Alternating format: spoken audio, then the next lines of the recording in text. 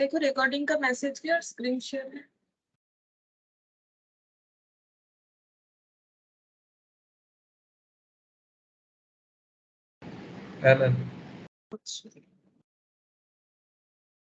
अच्छा देखो हम लोगों ने फंड फ्लो जो है वो स्टार्ट किया था और मैंने एक पीडीएफ जो है वो शेयर किया होगा, ठीक है। तो इस पे जो क्वेश्चंस है वो एक बार हम लोग कर लेंगे तो हमें फंड फ्लो का आइडिया लग जाएगा, जिसमें एक क्वेश्चन तो हम लोगों ने कर लिया था। नेक्स्ट ये वाला इलास्ट्रेशन 4, ये शायद मैंने होमवर्क में दिया था, ठीक है। तो इसको करवा देते हैं, उसके बाद और भी दो क्वेश्चन है वो भी करेंगे। चलिए देखो question number 4।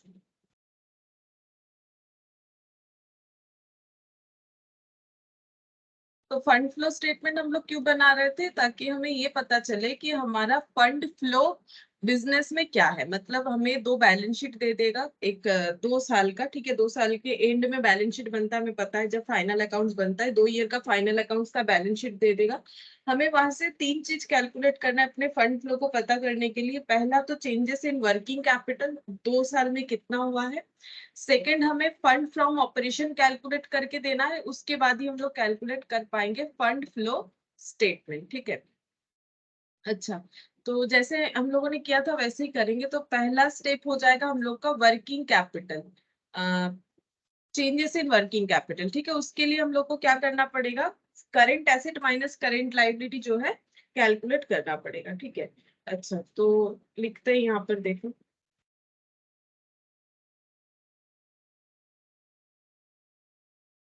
Statement of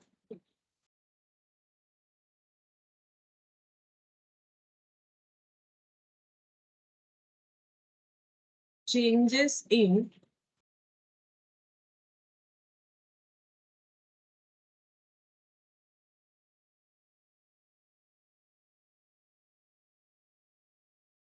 working capital.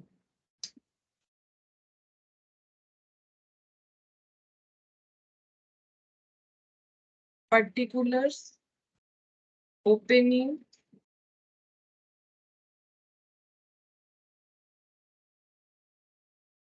closing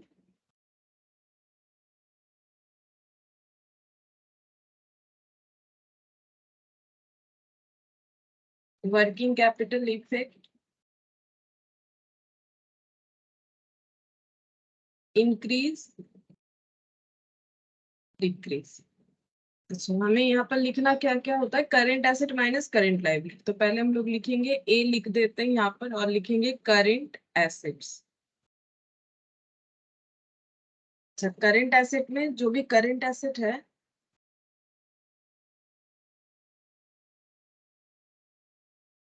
network issue,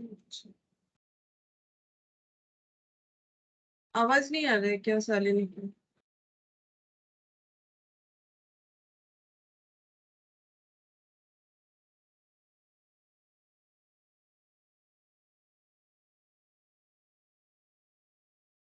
আচ্ছা আমার কথা শোনা যাচ্ছে তো? है मैम। আসছে তো? शालिनी को आवाज आ रहा है? পাচ্ছে না মনে হচ্ছে, মনে হয় দিচ্ছে।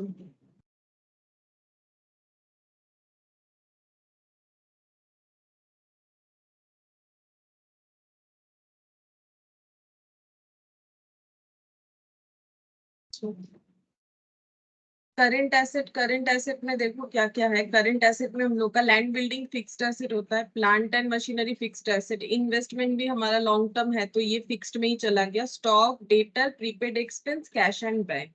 तो यहाँ पर लिखेंगे स्टॉक, डेटर, प्रीपेड एक्सपेंस,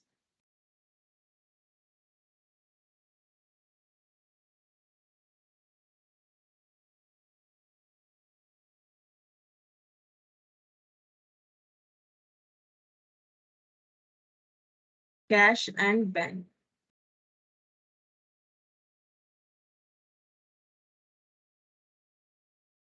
अच्छा स्टॉक है 9,60,000 और 17 लाख। पहले देख लेते ओपनिंग कौन सा है। हाँ पहला वाला ही ओपनिंग है, 9,60,000 और 17 लाख।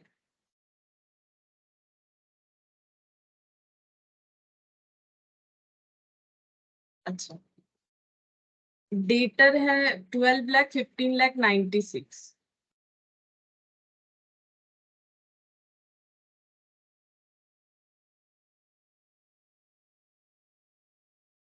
1,80,000।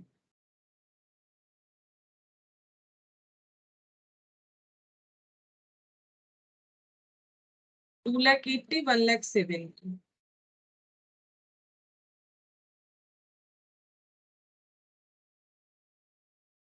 अच्छा, अब हमें जो डिफरेंस लिखना होता है वो हम लोग लिखते हैं कि चेंजेस इन जो वर्किंग कैपिटल है उसके ऊपर डिपेंड करेगा। जितना अगर हम लोग का करेंट एसेट बढ़ेगा तो वर्किंग कैपिटल भी बढ़ेगा। ठीक है, इफेक्ट जो है यहाँ पर इंक्रीज या डिक्रीज से सिर्फ फर्क नहीं पड़ता है। हमें ये देखना है कि करेंट एसेट अगर हमारा बढ़ेगा तो वर्किंग कैपिटल भी बढ़ेगा। यहाँ करेंट एसेट बढ़ रहा है तो वर्किंग कैपिटल भी बढ़ेगा। तो 17 लाख माइनस कर देंगे 9.6। ठीक है, मतलब 7,40,000 इंक्रीज कॉलम में आ जाएगा।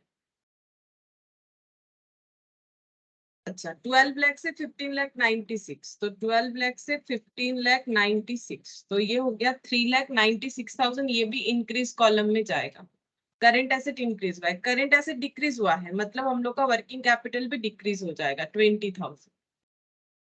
2,80,000 से 1,70,000, तो यहाँ पर भी हो जाएगा 1,10,000।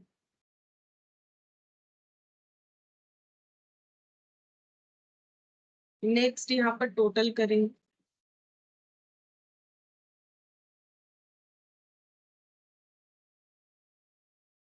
9.6 प्लस 12 प्लस 1 प्लस 2.8, 25,40,000।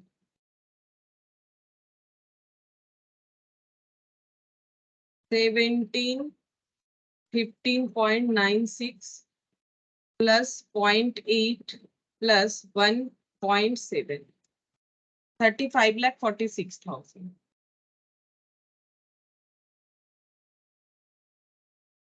ये हो गया हम लोग का टोटल करंट एसेट। अब नेक्स्ट हम लोग लिखेंगे करंट लायबिलिटी।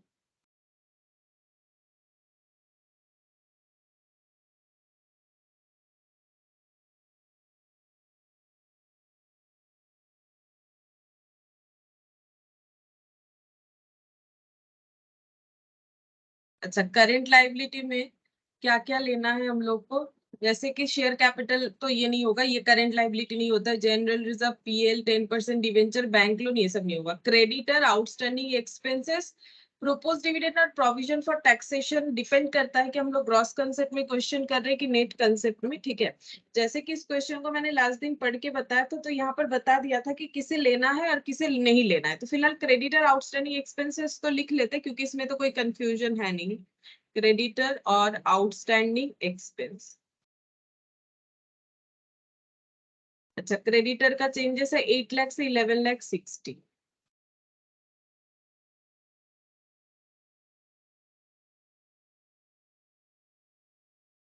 मतलब 3,60,000। अच्छा, ये इंक्रीज हुआ है, लेकिन करंट लायबिलिटी इंक्रीज होने का मतलब वर्किंग कैपिटल डिक्रीज होना, इसीलिए ये डिक्रीज वाले कॉलम में लिखा जाता है।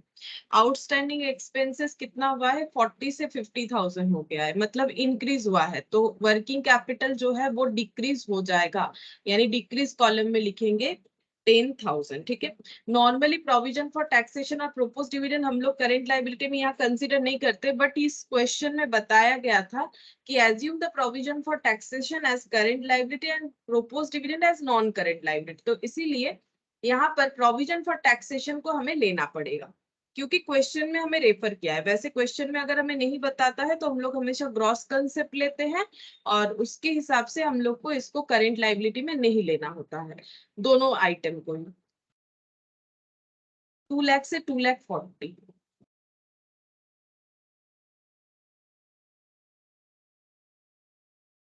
इसका मतलब करेंट लायबिलिटी इंक्रीज हो गया, इसका मतलब हम लोग का जो वर्किंग कैपिटल चेंजेस है वो हम लोग का कम हो जाएगा। 40,000 यहाँ पर आ जाएगा। अब हमें क्या करना है, इसका टोटल करना है। 8 लाख, 2 लाख, 10,40,000, 11 लाख और 50, मतलब 12,10,000। 12 और यहाँ पर हो गया तो 13, 14,50,000। अच्छा, अब हम लोग निकालेंगे वर्किंग कैपिटल। वर्किंग कैपिटल निकाल रहे हैं, ठीक है, चेंज नहीं, working capital A minus B, मतलब current asset minus current liability calculate करके, ठीक है। करेंट एसेट है 25,40,000 और 10,40,000, मतलब इसका डिफरेंसेस कितना हो जाएगा, 15,00,000। अच्छा, यहाँ पर हो जाएगा 35.46 माइनस 14.5 और 29.6, मतलब 20,96,000। अच्छा, चेंजेस, अब हम लोग चेंजेस ढूंढेंगे। चेंजेस क्या हुआ है, तो ये किसी एक साल में, मतलब ईयर क्या क्या था वो तो ओपनिंग जो भी हो, तो ईयर यहाँ पर दिया हुआ है, हम लोग देख सकते हैं। 2009 और 2010, 2019 में 15 लाख था, 2010 में 20,96,000 हो गया, यानी वर्किंग कैपिटल इंक्रीज हुआ है। अच्छा, कितना इंक्रीज हुआ है, दोनों का डिफरेंस देखने से पता चलेगा। तो इंक्रीज हुआ है 5,96,000, ठीक है। तो वो कहाँ पर लिखना पड़ेगा, इसको हम लोग लेजर की तरह बैलेंस करेंगे, यहाँ भी इतना ही लिखेंगे। तो ये कितने से कम दिख रहा है, 5,96,000, ठीक है, 5,96,000 यहाँ पर लिखेंगे। और हम लोग इंक्रीज डिक्रीज का जो कॉलम बना है उसे भी टोटल कर लेंगे। तो 7,40,000 और 3,96,000 प्लस 3.96, 11,36,000, और ये कितना आ जाएगा, 40 और 10, 50 और यहाँ पर हो गया 3, 4,10, 4,10, 5,20, 20 और 20, 40, 5,40,000, ठीक है। तो इधर कम आ रहा है, इधर ज्यादा है, 11,36,000। यहाँ भी लिखेंगे 11,36,000, ठीक है। माइनस करना पड़ेगा, ये हो गया 4,10, 5,20, 5,40, मतलब 5.4। तो डिफरेंस आ रहा है 5,96,000, यही आना चाहिए, ठीक है, यही आना चाहिए। तो 5,96,000 इधर लिखेंगे तो ये टैली हो गया। अच्छा, तो इससे हम लोगों को पता चल गया कि वर्किंग कैपिटल चेंजेस क्या है। नेक्स्ट हम लोग का प्रिपेयर होता है फंड फ्रॉम ऑपरेशन, जो कैश फ्लो का कैश फ्रॉम ऑपरेशन है वही वाला है। कैलकुलेशन ऑफ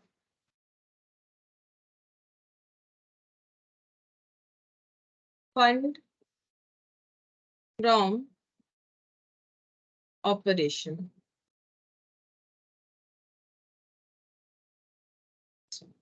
इसके बाद हम लोग का बनेगा फंड फ्लो स्टेटमेंट, लेकिन फंड फ्लो ऑपरेशन करेंगे तो उसमें हमें ये भी देख लेना है कि क्या क्या एडजस्टमेंट है, उसके हिसाब से वर्किंग नोट बनाना पड़ेगा।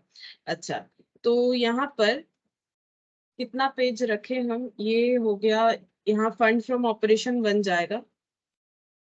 अच्छा, उसके बाद फंड फ्लो स्टेटमेंट, तो मुझे लगता है ये पेज भी मुझे रख देना चाहिए, हम लोग यहाँ पर ही वर्किंग नोट बनाते हैं।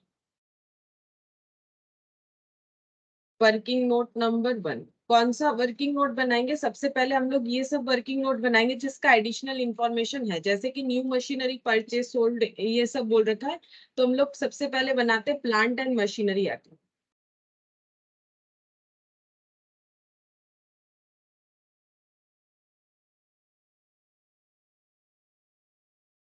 To balance BD by balance CD. अच्छा, 36 लाख 35 लाख, यहाँ पर लिखेंगे 36 लाख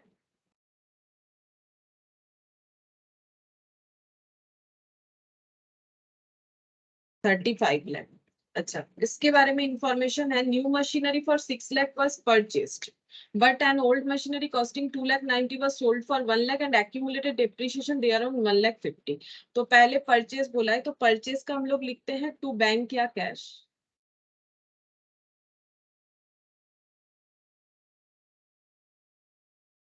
6 लाख, ये हमें क्वेश्चन में बता दिया, इतने का मशीन परचेज किया गया है।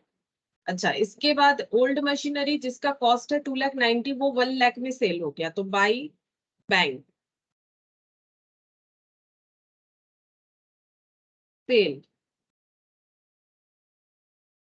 1 लाख। अब सेल करके लॉस या प्रॉफिट कुछ तो हुआ होगा, कैसे पता करेंगे, 2,90,000 उसका कॉस्ट था, उस पे टोटल डेप्रिसिएशन लग चुका था 1,50,000, तो 2,90,000 एक्यूमुलेटेड, मतलब टोटल जब तक ये मशीन हम लोगों ने यूज किया। तो इसका मतलब 1,40,000 का मशीन 1 लाख में सेल हो गया, इसका मतलब 40,000 का लॉस है, वो पीएल में चार्ज होगा, बाई पीएल बोल के 40,000 loss on cell, by PL loss on cell 40,000। अच्छा, और क्या कैलकुलेट होगा, और हम लोग का जो डिप्रिशिएशन बाकी मशीनों का है वो कैलकुलेट होगा, जो कि दिया नहीं है, बैलेंस करने से पता चल जाएगा। तो यहाँ पर है 40 लाख, सॉरी 42 लाख, यहाँ पर भी लिखेंगे 42 लाख। अच्छा, देखते हैं बैलेंस कितना आता है। 35 प्लस 1,40,000, मतलब 35 लाख और 36 लाख, मतलब 36.4 माइनस 42, तो ये हो गया 29.4, मतलब गलत आ रहा है शायद, 36 लाख माइनस, मैम एक्यूमुलेटेड डेप्रिसिएशনটা আসবে না এখানে? ও হ্যাঁ, অ্যাকিউমুলেটেড ডেপ্রিসিয়েশনটা এটা তখনই দেব যদি আমাদের এটা কস্টে থাকে, মানে দেখো অ্যাকিউমুলেটেড ডেপ্রিসিয়েশন যেটা আছে 1,50,000, ওটা ডিপেন্ড করছে ওটা আসবে কি আসবে না, সেটা ডিপেন্ড করছে আমাদের এখানে ভ্যালুটা কস্টে দেয়া আছে কিনা। তো কিছু বলা নেই মানে তো কস্টে দেয়া নেই, মানে আমি বলছি কিরকম হবে ব্যাপারটা, এটা নিচে লিখি তারপরে বলছি। By balance CD 35 lakh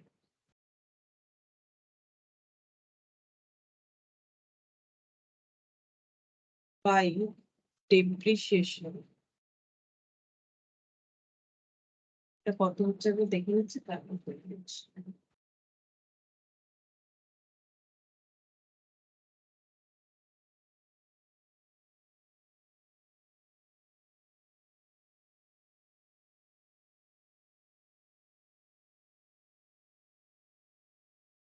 $42, 35, 36 lakh 40 minus 42, 5,60,000 आ रहा है, ठीक है, 5,60,000। अब देखो, एक्यूमुलेटेड डेप्रिसिएशन का मतलब है कि अब तक मशीन पे कितना डेप्रिसिएशन चार्ज हुआ था, ठीक है, वो डेप्रिसिएशन यहाँ पर आएगा कि नहीं, वो डिपेंड करता है कि हम लोग के यहाँ पर जो प्लांट एंड मशीनरी है ये कॉस्ट पे है कि कॉस्टलेस डेप्रिसिएशन पे है, ठीक है। तो ये देखो यहाँ पर जब हम लोग 5,60,000 कैलकुलेट कर रहे हैं ना, तो जैसे कि मैंने यहाँ बैलेंस निकाला है, अगर हम लोग चाहे तो इसमें डेप्रिसिएशन ये वाला, एक्चुअली मैंने पूरा बैलेंस कर दिया तो 5,60,000 आ गया, अगर हम लोग इसे पूरा बैलेंस नहीं करके ऐसे करते हैं तो भी होगा। ये देखो, प्लांट एंड मशीनरी ऐसे लिख देंगे, टू बैलेंस बीटी, प्रॉब्लम ये हो जाएगा, एक्यूमुलेटेड का मतलब क्या होगा, जब तक ये एसेट हम लोग के पास था तब तक का डेप्रिसिएशन। लेकिन अगर हम लोग सिर्फ यहाँ पर ये दिखाना चाहते हैं, क्योंकि हम लोगों का ये जो अकाउंट है, ये देखो ये जो अकाउंट है यहाँ पर ये 36 लाख, क्या ये कॉस्ट है हम लोग का मशीन का या फिर कॉस्टलेस डेप्रिसिएशन है, क्योंकि क्वेश्चन में कुछ नहीं बताया गया है, तो ये जो है ये ग्रॉस वैल्यू नहीं है, ये कॉस्टलेस डेप्रिसिएशन ही किया गया है। तो कॉस्टलेस डेप्रिसिएशन अगर किया गया है, जो मशीन सेल हो गया उसका डेप्रिसिएशन आएगा, लेकिन कितना आएगा, उसका डेप्रिसिएशन ये पूरा नहीं आएगा, ये तो पूरे होल लाइफ का है, मतलब ये 2,90,000 वाला मशीन जब से खरीदा गया था तब से लेके आज तक का, मतलब जब वो बिका तब तक का डेप्रिसिएशन। लेकिन जब हम लोग अपना जो मशीनरी अकाउंट बनाते हैं वो अगर एक्यूमुलेटेड डेप्रिसिएशन के हिसाब से नहीं बनाते हैं, इन दैट केस मतलब ये अगर हम लोग का कॉस्ट नहीं है, कॉस्टलेस डेप्रिसिएशन करके जो वैल्यू आता है, ये एक्चुअली हम ये बोलना चाह रहे हैं, ये हम लोग का WDV वैल्यू है, ठीक है, ये हम लोग का WDV वैल्यू है। तो यहाँ पर हम लोग का जो मशीन सेल हो गया है उसका कौन सा डिप्रिसिएशन आएगा, सिर्फ उस पीरियड का आएगा जिस पीरियड में हम लोग इसे सेल कर रहे हैं, ठीक है। मेरे कहने का मतलब है कि ये मशीन जो है ये कब सेल हुआ है ये हमें ऐसे यहाँ पर बताया है, लेकिन देखो डेट वगैरह तो कुछ दिया नहीं है, ठीक है, तो हम लोग को एग्जैक्टली कैलकुलेट नहीं कर पा रहे कि इस साल ये 2,90,000 वाले मशीन पे इस साल कितना डिप्रिसिएशन चार्ज हुआ है, तो पूरा बैलेंस करके निकाल लेंगे। मतलब अगर ये WDV नहीं होता, सपोज अगर क्वेश्चन में बता देता कि ये कॉस्ट वैल्यू है, सोचो ये कॉस्ट वैल्यू है, तो यहाँ पर सिर्फ ये 3 मशीनें दिखाते और यहाँ पर बाई हम लोग क्या दिखाते, एसेट डिस्पोजल बोल के, मतलब जो एसेट चला गया एसेट डिस्पोजल बोल के कितना दिखाते पता है? एसेट डिस्पोजल बोल के हम लोग दिखा देते 2,90,000। मतलब जब हमारा एक्यूमुलेटेड डेप्रिसिएशन होता है तब हम लोग दो अकाउंट ओपन करते हैं ना, यहाँ पर एक एक्यूमुलेटेड डेप्रिसिएशन अकाउंट ओपन करते हैं, ठीक है।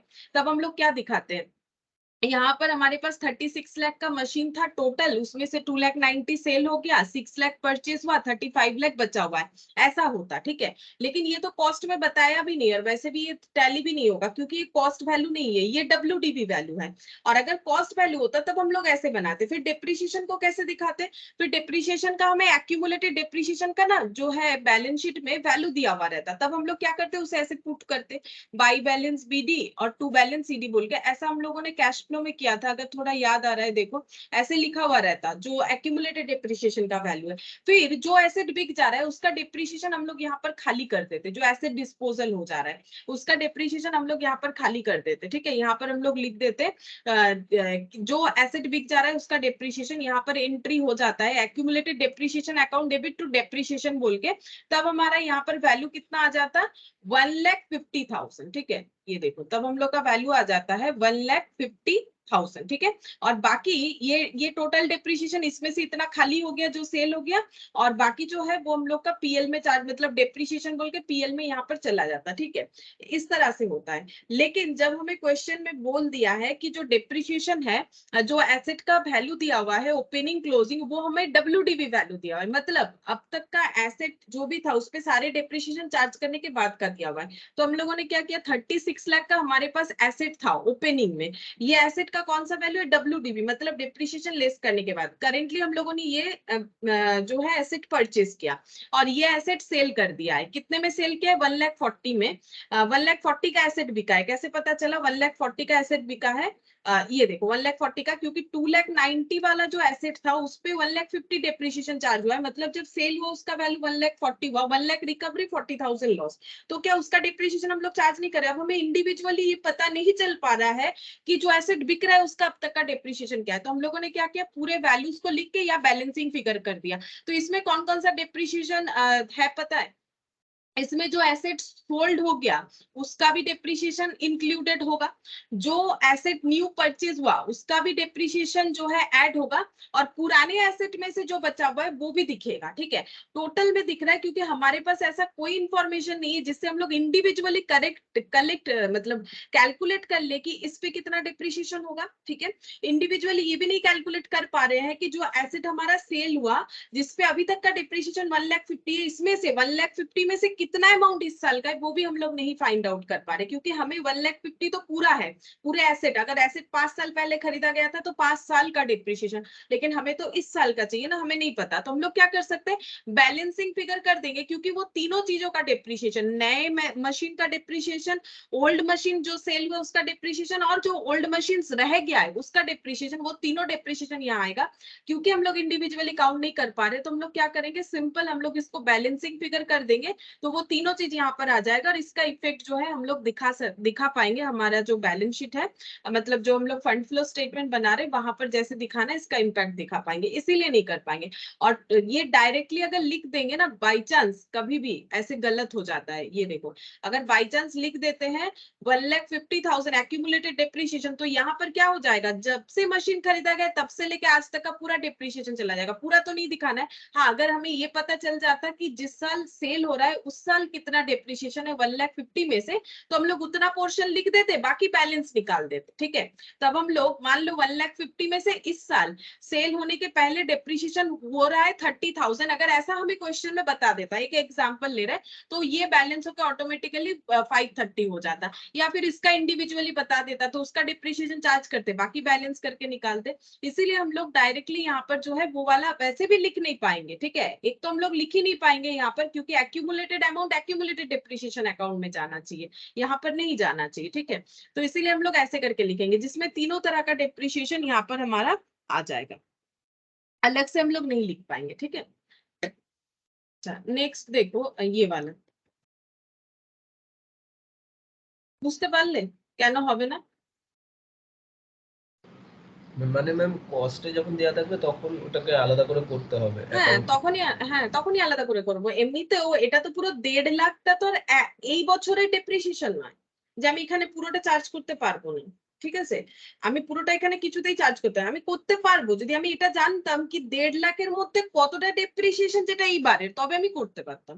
বা আমার কাছে যদি এরকম থাকতো এটা কস্ট ভ্যালু, এগুলো কস্ট ভ্যালু, তাহলে আমি অ্যাকিউমুলেটেড ডেপ্রিসিয়েশন অ্যাকাউন্টটা ওপেন করতে পারতাম। সেক্ষেত্রে আমাকে বাকি মেশিন গুলোরও তো আজ পর্যন্ত যত ডেপ্রিসিয়েশন আছে ওটা চাই, কারণ 36 লাখের মধ্যে আমি যদি এটা কস্ট ধরেই নিই, তাহলে আমাকে অ্যাকিউমুলেটেডেরও তো একটা অ্যাকাউন্ট দরকার না। দেখবে ক্যাশ ফ্লো গুলো যখন আমরা করেছি, তখন যদি আমাদের এরকম ইনফরমেশন থাকে, তখন দেখবে প্ল্যান্ট এন্ড মেশিনারি, তার নিচে ঠিক অ্যাকিউমুলেটেড ডেপ্রিসিয়েশনের কলামটাও দেয়া থাকে, যে ব্যালেন্স শিটটা থাকে। তার মানে কি এখানে ওইভাবে করার কোনো স্কোপ নেই। তাহলে আমরা কি করব, আমরা পুরোটাই ব্যালেন্স করে নেবো, যেটা ডেপ্রিসিয়েশন আসবে ওটাই চার্জ করে দেবো। মানে এই ডেপ্রিসিয়েশনটা শুধুমাত্র এরকম নয় কি, মানে এটা কিসের কিসের ডেপ্রিসিয়েশন, এটা যে অ্যাসেটটা সেল হয়ে গেল তারও ডেপ্রিসিয়েশন অ্যামাউন্ট যতটা এখানে থাকার আছে 6 লাখের যত, কারণ 6 লাখেরও তো কত হবে সেটা বলে দেয়নি, এর উপরও তো একটা মানে পার্সেন্টেজ থাকলে আমরা ক্যালকুলেট করতে পারতাম। প্লাস সব মেশিন তো বিক্রি হয়ে যাচ্ছে না, যে মেশিন গুলো মানে এই যে 35 লাখ হয়েছে, এটা কিভাবে হয়েছে, নতুন মেশিন কেনার পর যে পড়ে থাকতে সেটা হয়েছে। তাহলে এই 6 লাখ ছাড়াও তো আরো মেশিন যেগুলো আছে সেগুলো রয়ে গেছে, মানে একটা বিক্রি হয়েছে প্লাস 6 লাখের একটা কিনেছে প্লাস আরো কিছু পুরোনো মেশিনও রয়েছে, সেটা ডেপ্রিসিয়েশনও তো এখানে আসবে। তো এটা অ্যাকচুয়ালি 3টে মেশিনের ডেপ্রিসিয়েশনেরই এখানে পোর্শন চলে আসবে बैलेंसिंग फिगर। अच्छा, नेक्स्ट देखो डिवेंचर का बोला है, तो यहाँ पर वर्किंग नोट नंबर 2 डिवेंचर का बना है।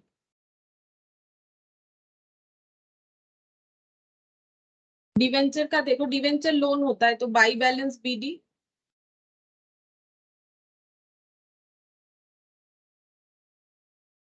देख लेते हैं 20 lakh 16 lakh.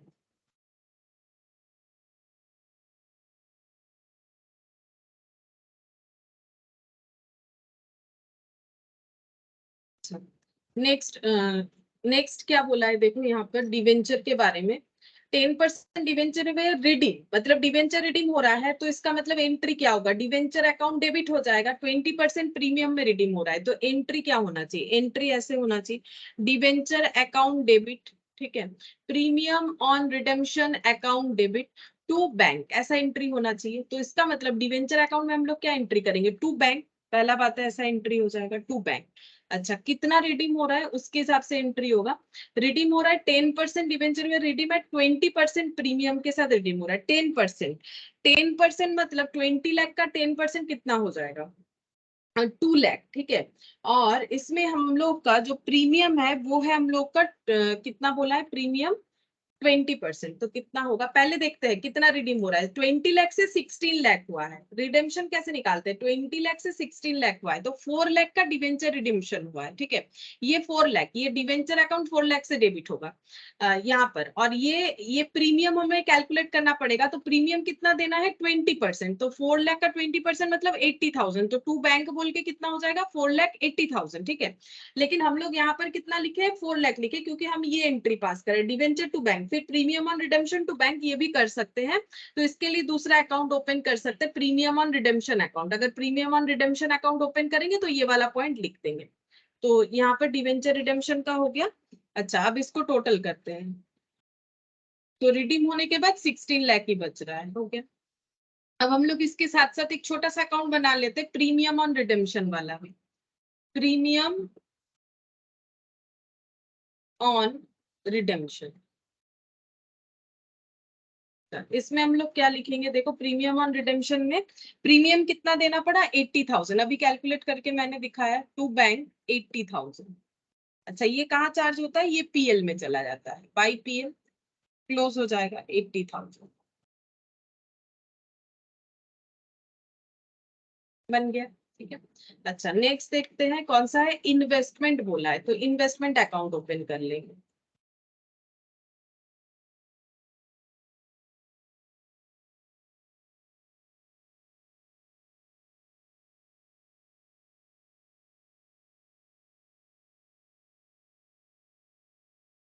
To balance BT by balance CT, 8 lakh 7 lakh 44,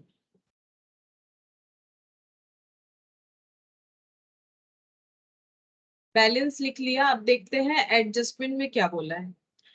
investment were sold for 90,000 and its profit was transferred to general reserve. अच्छा, तो बेचा गया है, तो बाई बैंक सेल 90,000 और बेच के प्रॉफिट हुआ है, तो प्रॉफिट होने से 2 PL होता है, यहाँ जनरल रिजर्व में ट्रांसफर हुआ है तो 2 जनरल रिजर्व लिखना पड़ेगा। ठीक है, तो जो प्रॉफिट पोर्शन आएगा उसे हम लोग लिखेंगे 2 जनरल रिजर्व। कितना हो जाएगा, 7,90,000 है तो ये हो जाएगा 4,000, 8,34,000। तो जनरल रिजर्व में ट्रांसफर हुआ है 34,000, इन्वेस्टमेंट बेच के जो प्रॉफिट आया है वो। ठीक है, अच्छा अब हम लोग इसके साथ साथ जनरल रिजर्व अकाउंट भी बना लेंगे। ठीक है, वर्किंग नोट नंबर 4। क्यों जनरल रिजर्व अकाउंट बना रहे, ताकि हमें पता चलेगा कि जनरल रिजर्व अकाउंट में क्या चेंजेस हुआ। तो जनरल रिजर्व का बाई बैलेंस BD और टू बैलेंस CD।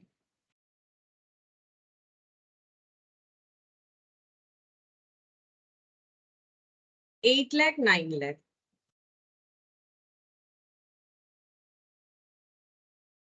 अच्छा, जनरल रिजर्व में 34,000 इन्वेस्टमेंट सेल का प्रॉफिट है, तो बाई इन्वेस्टमेंट 34,000।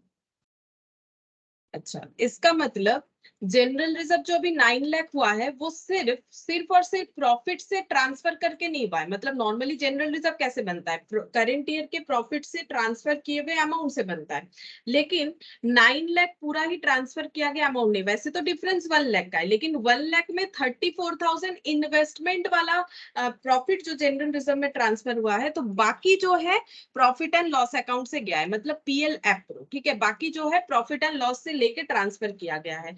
तो 9 लाख माइनस 8,34,000, तो प्रॉफिट से लिया गया है 66,000, और ये जो है इन्वेस्टमेंट सेल करके जो प्रॉफिट है उसका ट्रांसफर हुआ है, और टोटल मिला के 8 लाख का जनरल रिजर्व अभी 9 लाख बन चुका है। अच्छा, नेक्स्ट वर्किंग नोट देखते हैं कौन सा बनेगा।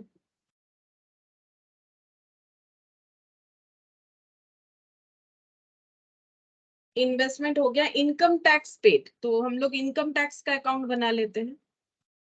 अच्छा, इनकम टैक्स का अकाउंट बनाने का जरूरत नहीं है। क्यों जरूरत नहीं है, क्योंकि इनकम टैक्स को हम लोगों को यहाँ पर बोला है करंट लाइबिलिटी में लेने के लिए। उसका करंट लाइबिलिटी में हम लोगों ने मतलब जो वर्किंग कैपिटल चेंजेस है वहां पर दिखा दिया है, तो यहाँ पर अभी दिखाने का मतलब इसका अकाउंट ओपन का जरूरत नहीं होगा। ठीक है, ये कहाँ पर पोस्ट होगा वो हम बता देंगे। इंटरिम डिविडेंड ये वाला बता रहा है, तो प्रोपोज डिविडेंड ये वाला करना पड़ेगा। तो वर्किंग नोट नंबर 5 हम बनाते हैं propose dividend. Proposed dividend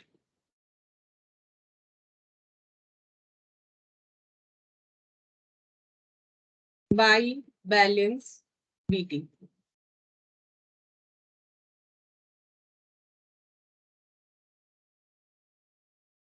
propose dividend कहाँ चला गया, ये रहा 6 लाख और 7,20,000।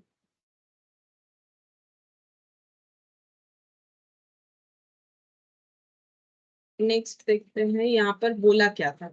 Interim dividend 2,40,000 was paid has been paid during the year 2009-10। तो ये तो इंटरिम डिविडेंड बोला है, तो इंटरिम डिविडेंड का तो अपना इंडिविजुअल अकाउंट होगा, ये तो फाइनल डिविडेंड है, इसका पेमेंट कुछ नहीं बोला है। तो जितना प्रोपोज था हम लोग एजम्पशन लेते हैं कि उतना ही पेमेंट किया गया है, 6 लाख। तो PL एप्रोप्रिएशन से कितना इस बार लिया गया होगा, मतलब फिर से प्रोविजन मतलब प्रोपोज डिविडेंड को प्रोपोज डिविडेंड का प्रोविजन बनाने के लिए तो 7,20,000 लेना पड़ेगा। ठीक है, या 13,20,000। प्रोपोज डिविडेंड हो गया। इंटरिम डिविडेंड अगर चाहे तो हम लोग बना लेते हैं इसका भी account, interim dividend working note number 5।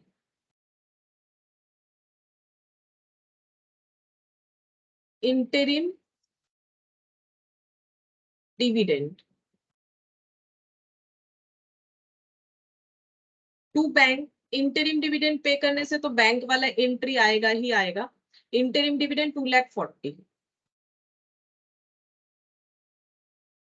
By PL approve 2,40,000 dividend pay करना हमेशा पीएल एप्रोप्रिएशन से होता है, नेट प्रॉफिट के बाद का, नेट प्रॉफिट आने के बाद जो भी एप्रोप्रिएशन होता है, इसीलिए इसको पीएल एप्रोप्रिएशन बोल सकते हैं।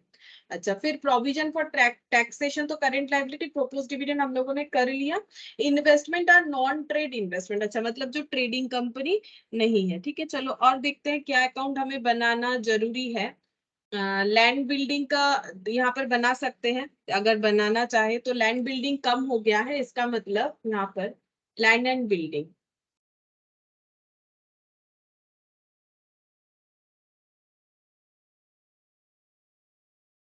लैंड बिल्डिंग था कितना, 30 लाख से 28 लाख हो गया है, तो 2 लाख का डिफरेंस आया है। तो इसे हम लोग क्या बोलेंगे, बाई डेप्रिसिएशन। कुछ बोला तो नहीं है क्वेश्चन में कि सेल हुआ है, तो फिर इसका मतलब क्या हुआ है, डेप्रिसिएशन हुआ है। 30 लाख का जो बिल्डिंग है वो 28 लाख हो गया है, तो 30 लाख जो है ये टोटल हम लोग का यहाँ पर आ गया। नेक्स्ट देखो, प्लांट मशीनरी का अकाउंट हो गया, इन्वेस्टमेंट हो गया, स्टॉक चला गया, working capital changes, debtor complete, prepaid expense, cash and bank. Share capital में कोई चेंजेस नहीं, अकाउंट का जरूरत नहीं है। जनरल रिजर्व हम लोगों का बन चुका है। पीएल बना सकते हैं अगर चाहे तो, या फिर इंक्रीज जो हुआ है वो अमाउंट लिख सकते हैं। 10% डिवेंचर हो गया।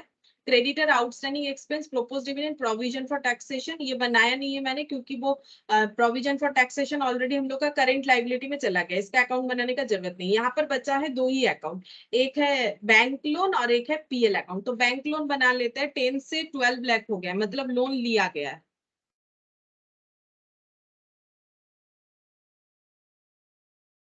By balance BD to balance CT, 10 lakh और 12 लाख।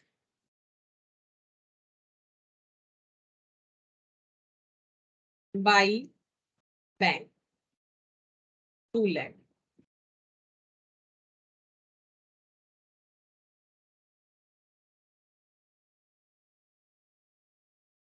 12 लाख, ठीक है। तो ये हम लोग का हो गया बैंक लोन। अच्छा, अब पीएल वाला नहीं बना रहे डायरेक्ट, अब हम लोग क्वेश्चन को करना स्टार्ट करते हैं। यहाँ पर यहाँ बनेगा फंड फ्रॉम ऑपरेशन वाला डेटा, तो यहाँ पर लिखते हैं फंड फ्रॉम ऑपरेशन में सबसे पहले लिखा जाएगा इंक्रीज इन पीएल, क्योंकि पीएल में इंक्रीज भी हुआ है, ठीक है। इसका चाहो तो अकाउंट बना सकते हो, यहाँ डायरेक्टली लिख सकते हैं 2,20,000 जो है प्रॉफिट हमारा इंक्रीज हुआ है, तो ऐसे लिखेंगे इंक्रीज इन पीएल। ये यहाँ पर माइनस करके दिखा देते हैं, बाकी अकाउंट बना के भी हम लोग कर सकते हैं, लास्ट दिन जैसे किया था। 7,20,000 माइनस 5 लाख, 2,20,000। अब इसमें सारा वो चीज एड बैक करेंगे जो हमारा पीएल एप्रोप्रिएशन से रिलेटेड है, ठीक है, मतलब जिससे हमारा प्रॉफिट जो है कम हुआ है। तो देखो यहाँ पर पीएल एप्रोप्रिएशन, यहाँ पर देखते हैं पीएल एप्रोप्रिएशन, पीएल एप्रोप्रिएशन ये रहा। ट्रांसफर टू जनरल रिजर्व 66,000, ये ऐड होगा, ऐड कर देते हैं। Transfer to general reserve 66,000। पहले हम लोग सारे पीएल एप्रोप्रिएशन वाला पॉइंट लिखेंगे। अच्छा, यहाँ पर प्रोपोज डिविडेंड 7,20,000 ऐड करेंगे, प्रोपोज्ड डिविडेंड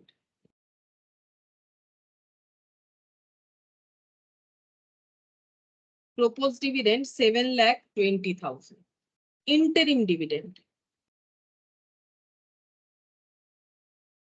इंटरिम डिविडेंड,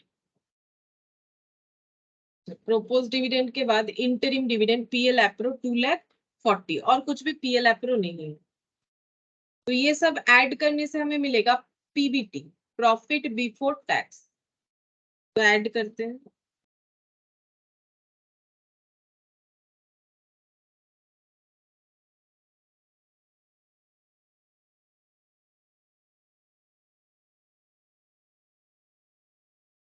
$12,46,000। अब इसमें क्या एडबैक होगा, जैसे ही पीबीटी मिल गया, अब हमें ग्रॉस प्रॉफिट तक पहुंचना है, तो हम लोग सारे एक्सपेंसेस जो पीएल में डेबिट होता है उसे ऐड कर देंगे।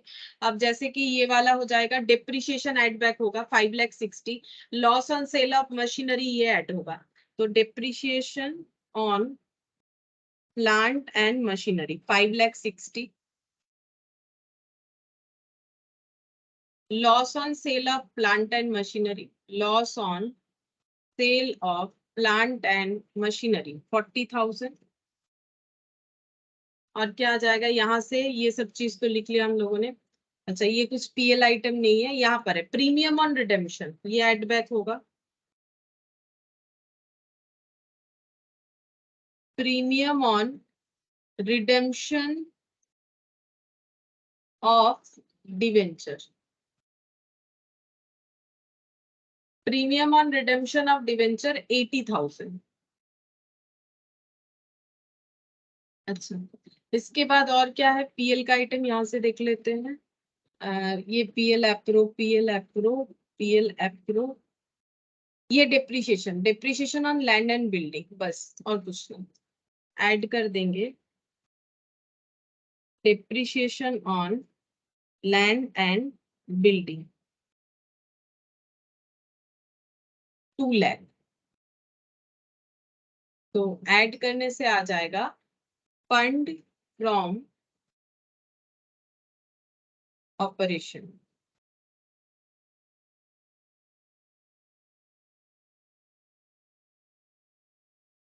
$12,46,000 और ये हो गया 6 lakh, 6, 7, 8, 8,80,000.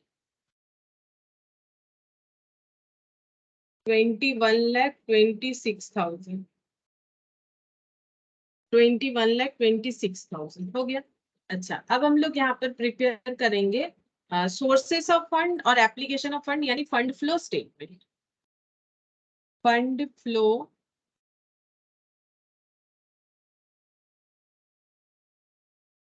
Statement.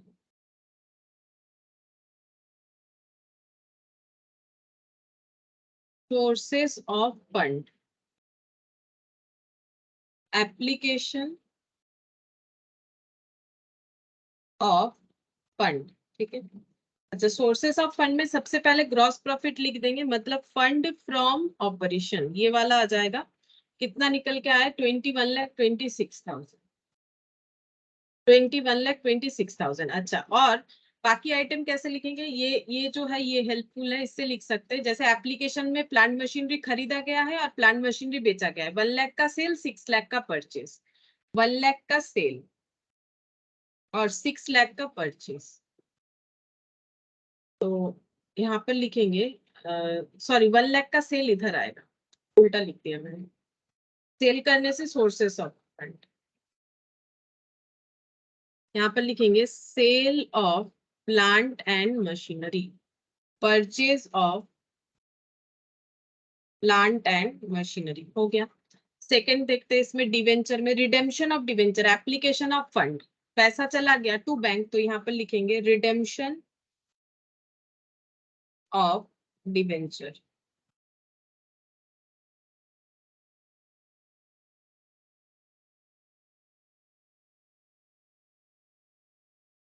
Premium on redemption of debenture, ये भी लिखना पड़ेगा,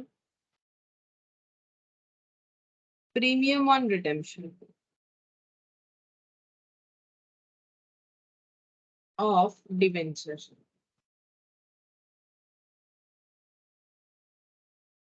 अच्छा, प्रीमियम कितना है, 80,000. इसके बाद ये वाले अकाउंट में आते हैं, sale of investment 90,000.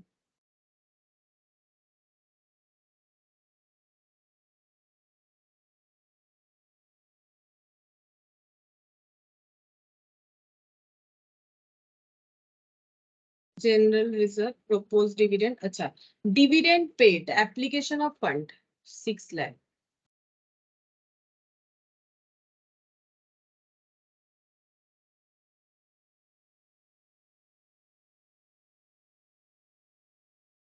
Interim dividend paid 2,40,000. Interim dividend pay 2,40,000. अच्छा, ये वाला नहीं होगा, बैंक लोन, ये हो जाएगा सोर्सेस में. Bank loan raised 2 lakh, bank loan taken भी लिख सकते हैं 2 लाख। अच्छा, अब ये टोटल करना पड़ेगा और बैलेंस चेक करना पड़ेगा। तो 21 लाख इधर ही ज्यादा आना चाहिए, 21 लाख 26, ये हो गया 2 लाख 1 लाख 3 लाख 90 प्लस 3 लाख 90, 25 लाख 16,000। ये माइनस हो जाएगा 6 लाख और 4 लाख 10 लाख, 10 लाख और ये हो गया 8 लाख 40, 10 लाख मतलब 18 लाख 40 माइनस 80, 5,96,000 आ गया, जो हमारा इंक्रीज इन वर्किंग कैपिटल था उससे टैली हो गया। तो यहाँ पर हो जाएगा इंक्रीज इन वर्किंग कैपिटल। ठीक है, ये बैलेंस करके आएगा, टैली हो रहा है मतलब सही है। ठीक है, अच्छा अब एक चीज बता देते हैं, जैसे देखो यहाँ पर जो प्रोविजन फॉर टैक्सेशन था उसका हम लोगों ने अकाउंट इसीलिए नहीं बनाया क्योंकि वो जब करंट लाइबिलिटी में ट्रीट हो गया है तो उसका और कुछ करने का जरूरत नहीं है। लेकिन सपोज अगर हम लोग ये बनाते, ठीक है, तो फिर कैसे होता देखो, यहाँ पर हम लोग का जो provision for taxation by chance अगर ये बोला जाता कि ये भी हमें अकाउंट बनाना है, सपोज अगर ऐसे बोला जाता तो इसका ट्रीटमेंट कैसे होता देखो। सबसे पहले तो हम लोग अकाउंट बनाते प्रोविजन फॉर टैक्सेशन, ठीक है, तो यहाँ पर बाई बैलेंस बीडी बोल के कितना आ जाता, बाई बैलेंस बीडी बोल के आ जाता 2 लाख और इधर 2,40,000, तो यहाँ पर लिखते 2 लाख और यहाँ पर आ जाता 2,40,000 और जो पेमेंट हुआ है टू बैंक बोल के आ जाता, ये तो ओपनिंग और क्लोजिंग बोल के आ जाता, ये ओपनिंग बैलेंस ये क्लोजिंग बैलेंस, और जो पेमेंट है वो टू बैंक बोल के आ जाता 1,60,000, तो ये ऐसा दिखता है यहाँ पर 1,60,000। ठीक है, तो इसको जब हम लोग क्लोज करते तो यहाँ पर हमें कितना दिखाना पड़ता है, ये तो हो जाएगा 4 लाख, तो ये 2 लाख हो जाता। ठीक है, ये हमारा 2 लाख आ जाता बाई पीएल एप्रो बोल के। ठीक है, बाई पीएल एप्रो बोल के, तो ये वाला पॉइंट हम लोग का कहाँ चला जाता है, ये जो 2 लाख है अब इसका क्या क्या ट्रीटमेंट होता देखो, ये जो 2 लाख है ये यहाँ पर आ जाता, ये एड बैक हो जाता, मतलब फंड फ्रॉम ऑपरेशन 21,26,000 के जगह 22 लाख, सोचो ये 22 लाख हो जाता, ये 21,26,000 के जगह 22,26,000 हो जाता, तो ये वाला 25,16,000 के जगह ये हो जाता 27,26,000। ठीक है, ये ट्रीटमेंट होता, तो इसका मतलब ये भी हमारा 27,26,000 होना चाहिए। और जब ऐसा होता टू बैंक एंट्री के लिए यहाँ पर हम लोग का 1,60,000 टैक्स पेड बोल के आता है एप्लीकेशन में। ठीक है, टैक्स पेड बोल के आ जाता, इन दैट केस हम लोग का ये इंक्रीज इन वर्किंग कैपिटल का बैलेंस कितना आता है ये दिखाते हैं, ये देखो 1,60,000 होता है यहाँ पर, बाकी जैसा है यहाँ पर 6 लाख 4 लाख 10 लाख 10 लाख 16 लाख 16 17 18 लाख 40 प्लस 80,000, 18 लाख 40 प्लस 80,000। ठीक है, 20 लाख 80 माइनस 27 लाख 26,000, तो ये बैलेंस आ जाता, इसके जगह ये बैलेंस आ जाता 6,46,000। ठीक है, क्या हमारा फिर वर्किंग कैपिटल चेंजेस में ये बैलेंस आता, बिल्कुल आएगा। देखो 6,46,000 या ये वाला हम यहाँ पर लिख लेते ताकि याद रहे कि कितना आना चाहिए। मैंने बाकी चेंजेस दिखा दिया कि अगर ये हम लोग करेंट लाइबिलिटी ट्रीट नहीं करते तो क्या होता, और मैंने लिख लिया कि 6,46,000 होना चाहिए।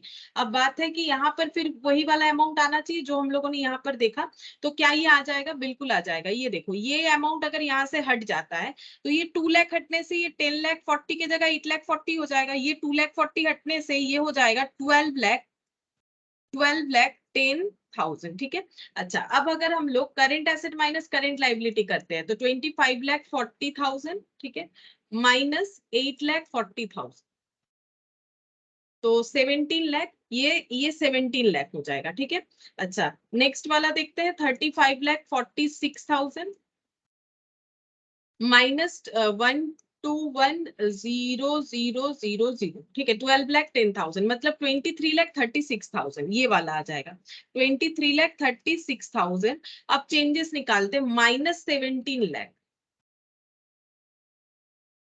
तो ये देखो 6,36,000, अच्छा ये कुछ माइनस प्लस में गलत हो गया क्या, 6,46,000 हो रहा है, कुछ तो 10,000 का गलत हो गया लग रहा है। 11,60,000 प्लस 50,000, 12,10,000, ठीक है, ये हो जाएगा 8,40,000। तो 25,40,000 से 8,40,000, 17 लाख, और ये वाला 35,46,000 माइनस 12,10,000, 23,36,000 माइनस 17 लाख।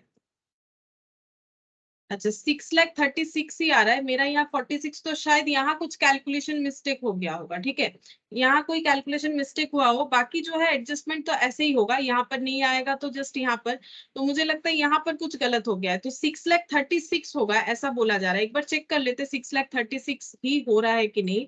ये मेरा प्रोविजन फॉर टैक्सेशन जो है, अगर एड बैक हो जाएगा, प्रोविजन फॉर टैक्सेशन का मेरा कितना आएगा, 2 लाख आएगा। अगर 2 लाख ऐड हो जाएगा, ये 23,26,000 हो जाएगा, मतलब 2 लाख यहाँ पर ऐड, तो 25,16,000 प्लस 2 लाख, तो ये 27 लाख होगा। मुझे लगता है मैंने 27 नहीं लिया होगा, देख लेते हैं।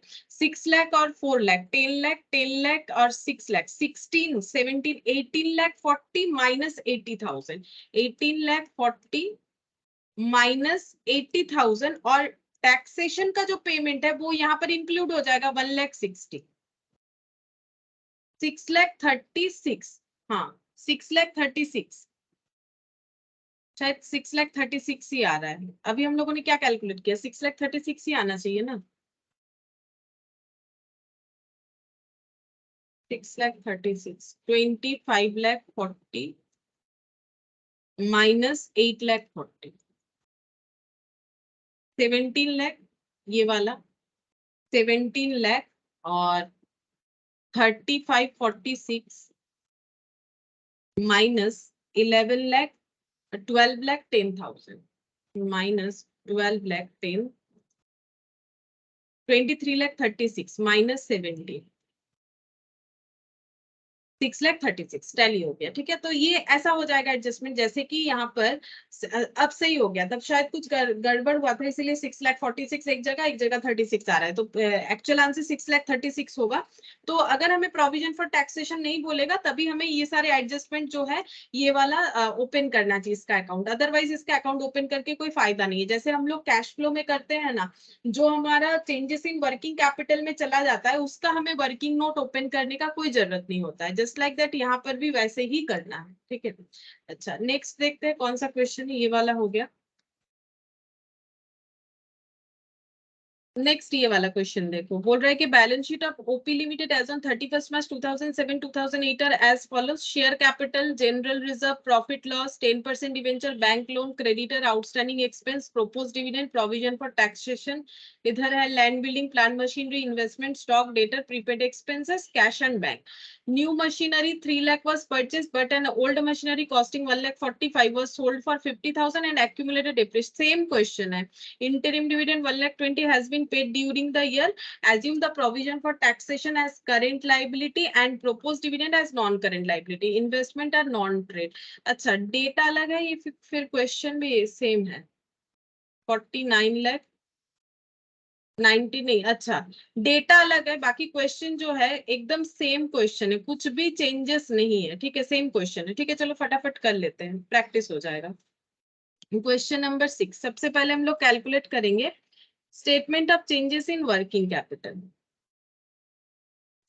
Statement of changes in working capital, particulars, opening, closing, effect in working capital,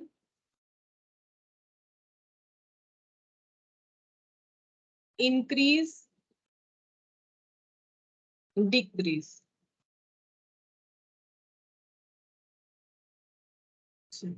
सबसे पहले करेंट एसेट, वही सब सेम डेटा है, मतलब सेम आइटम है, stock, debtor, prepaid expenses, cash and bank. Stock, debtor, prepaid expense, cash and bank. अब हम लोग डेटा लिख लेते हैं। स्टॉक है 4,80,000 से 8,50,000।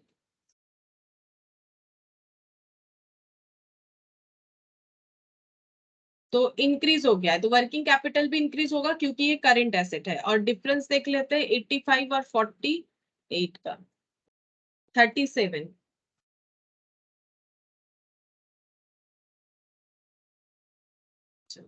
डेटर का है यहाँ पर 6 लाख से 7,98,000।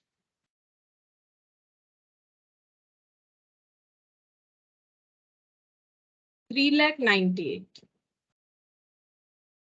सॉरी 3 लाख, 1,98,000। हाँ, अच्छा। प्रीपेड एक्सपेंसेस 50 से 40 डिक्रीज हुआ है, तो वर्किंग कैपिटल भी डिक्रीज हो जाएगा 10,000। अच्छा, यहाँ पर कैश 1,40,000 से 85,000 कम हो गया है, तो ये भी डिक्रीज हो जाएगा 1,40,000 से 85।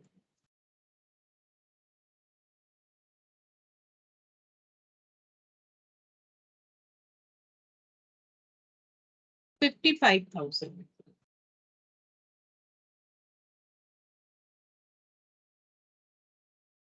4 लाख और 6 लाख, 10 लाख, 10 लाख, 1 लाख, 11 लाख, 11 लाख, और यहाँ पर हो जाएगा 12 लाख, 12 लाख 70,000। ये कितना हो जाएगा? 8,50,000 प्लस 7,98,000 प्लस 40 और 85,000, 17,73,000। ठीक है, कैलकुलेशन एक बार देखते जाओ कहीं गलत ना हो जाए। तो फिर यहाँ पर लिखेंगे करेंट लाइबिलिटी। करेंट लाइबिलिटी में creditor outstanding expenses, creditor outstanding expense और प्रोविजन फॉर टैक्स, ये लेने के लिए यहाँ पर भी क्वेश्चन में बोला गया है। तो क्रेडिटर 4 लाख से 5,80,000, क्रेडिटर बढ़ गया है, इसका मतलब वर्किंग कैपिटल जो है वो कम हो जाएगा 1,80,000। इसके बाद क्रेडिटर के बाद आउटस्टैंडिंग एक्सपेंसेस 20 से 25,000, तो 5,000 यहाँ पर आ जाएगा। प्रोविजन फॉर 1 लाख से 1,20,000, तो यहाँ पर 20,000 आ जाएगा क्योंकि तीनों केस में जो है करंट लाइबिलिटी इंक्रीज हुआ है। तो 5,20,000 और 5,80,000 और 1 लाख, 6 लाख, 7 लाख, 7,25,000। वर्किंग कैपिटल, ये ए नाम दे दिया, ये बी नाम दे दिया, ए माइनस बी। तो 12,70,000, तो ये माइनस कर लेते, पहले लिखा हुआ है। 10,48,000 और 12,70,000 माइनस 5,20,000, 7,50,000। अच्छा, इंक्रीज हुआ है, तो इंक्रीज इन वर्किंग कैपिटल,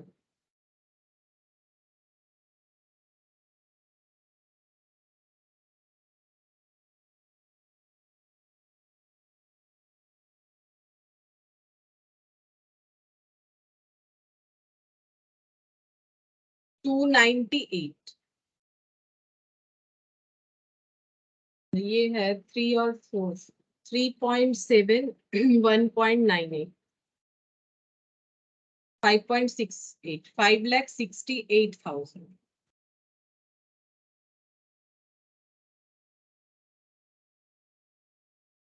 10,055, 65,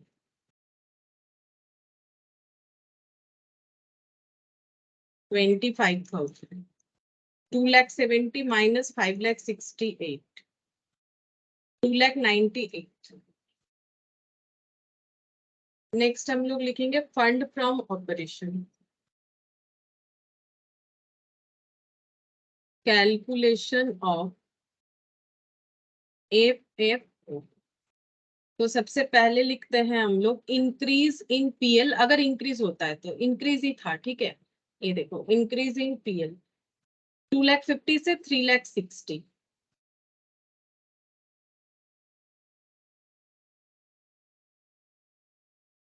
1,10,000। अच्छा, बाकी डेटा का हमें एडजस्टमेंट लिखना पड़ेगा। अच्छा,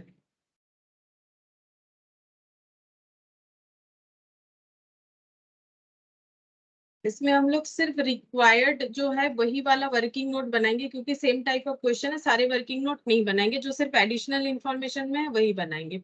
जैसे कि plant and machinery, plant and machinery to balance BD by balance CT. अच्छा, new machinery for 3 lakh was purchased, तो टू बैंक परचेज 3 लाख। इसके अलावा old machinery 1,45,000 was sold for 50,000, तो by bank sale, by bank sale 50,000। Depreciation उस पे 75,000 है, लेकिन इस पे भी हम लोग वैसे ही करेंगे, वैसे तो कैलकुलेट नहीं कर पाएंगे नहीं तो। यहाँ पर प्लांट एंड मशीनरी 18 लाख और 17,50,000।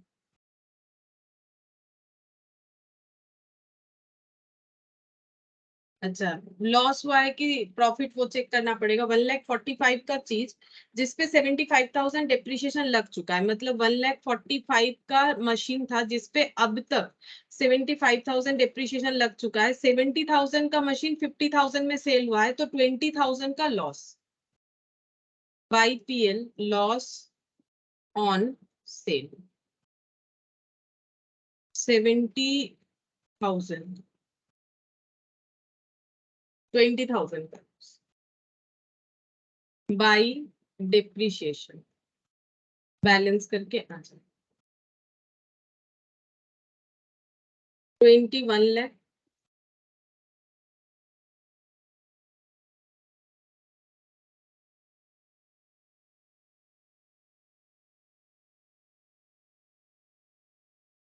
माइनस 70,000, 1,750, 2,80,000।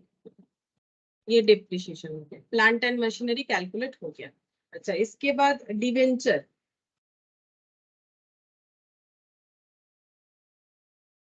वर्किंग नोट नंबर 2,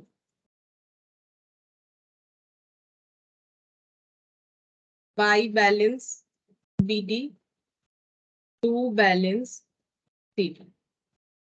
अच्छा, डिवेंचर है हम लोग का 10 लाख और 8 लाख।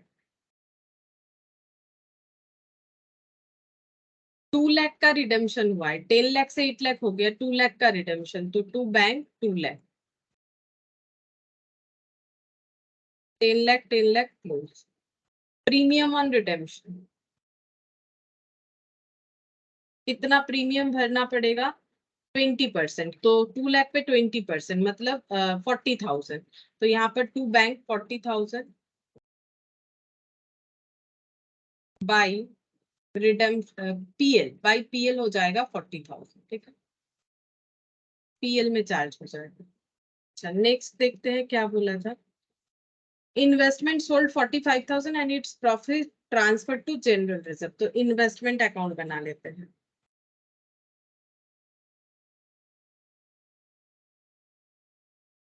इसके साथ जनरल रिजर्व भी बना लेंगे, कनेक्टेड है इसीलिए।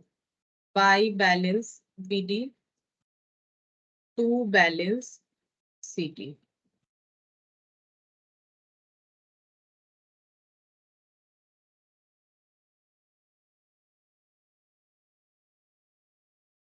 इन्वेस्टमेंट 4 लाख 3,72,000।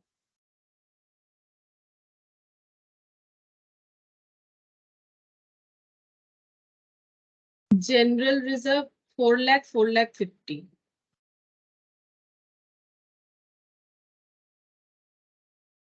इन्वेस्टमेंट सेल हुआ है बाय बैंक, प्रॉफिट में सेल हुआ है जो कि जनरल रिजर्व में ट्रांसफर हुआ है, तो टू जनरल रिजर्व। अच्छा, 45,000 में सेल हुआ है, तो यहाँ पर लिखेंगे 45,000।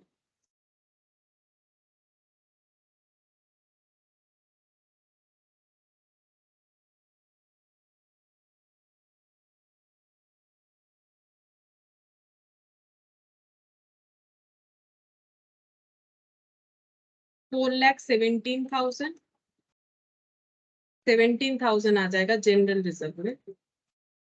और ये यहाँ पर लिखेंगे टू, सॉरी बाई इन्वेस्टमेंट बोल के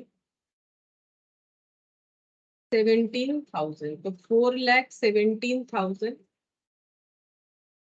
4,50,000।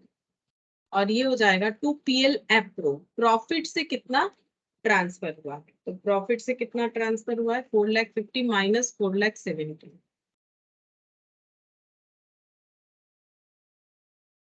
33,000।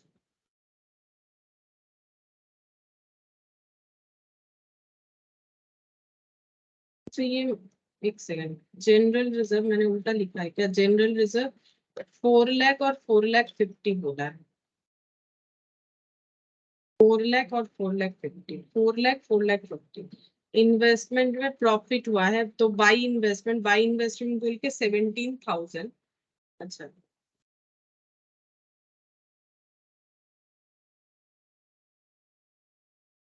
पीएल आपको तो इधर आना चाहिए।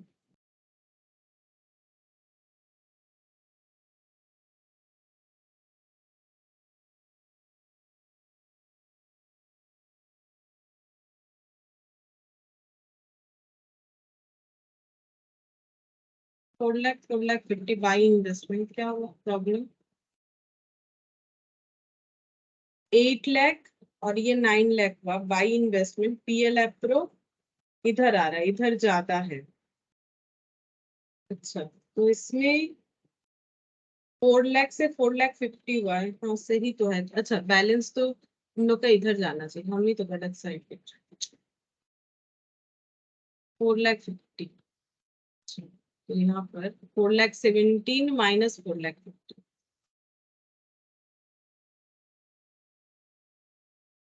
33,000। बाई चांस उधर लिख बाई बैलेंस, सॉरी बैलेंस नहीं, इसे हम लोग बोलते हैं बाई पीएल, 4,50,000, ठीक है। जनरल रिजर्व का बन गया, इंपॉर्टेंट था, बाकी कुछ बनाना जरूरी है तो वही बनाएंगे, इनकम टैक्स बनाने का जरूरत नहीं। इंटरिम डिविडेंड जो है ये पीएल में ट्रांसफर हो जाएगा, ऐसे इंटरिम डिविडेंड आसान होता है, to bank by PL app.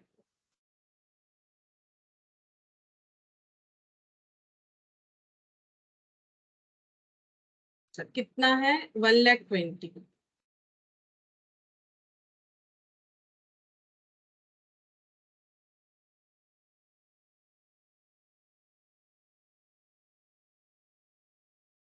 और प्रोपोज डिविडेंड बनाएंगे बस, और कुछ जरूरत नहीं है। प्रोपोज डिविडेंड, बाकी चाहो तो बना सकते हो, लेकिन फिलहाल हम नहीं बना रहे, क्योंकि जरूरी नहीं है कि सारा अकाउंट ओपन करें, हमें समझ में आने से मतलब है। थोड़ा थोड़ा हम लोग जो है स्किप करके भी कर सकते हैं। 3,60,000 और 3,00,000, तो यहाँ पर 3,00,000, यहाँ पर 3,60,000, फाइनली कितना पेमेंट होगा कोई इंफॉर्मेशन नहीं है, तो यहाँ पर हम लोग क्या लिखेंगे, टू बैंक बोल के जो प्रोपोज्ड अमाउंट है वही पेड अमाउंट है, ऐसा मान के चलना है। 3,00,000, तो ये टोटल हो गया 6,60,000 बाई पीएल एप्रो।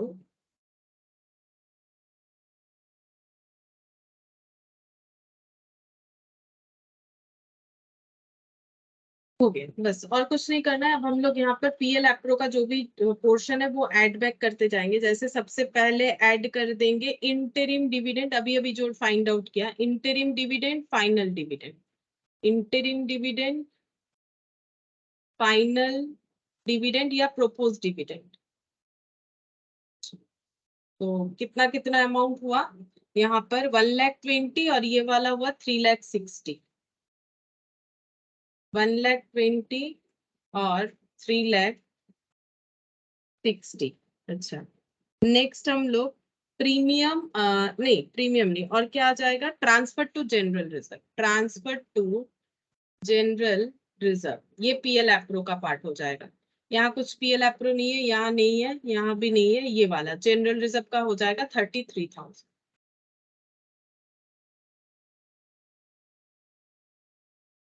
ठीक है, चार डेटा ही होगा, यहाँ पर भी चेक कर लेते, एक बार सेम क्वेश्चन था इसलिए हम एक बार चेक कर लेते हैं, ये रहा, चार ही डेटा होगा।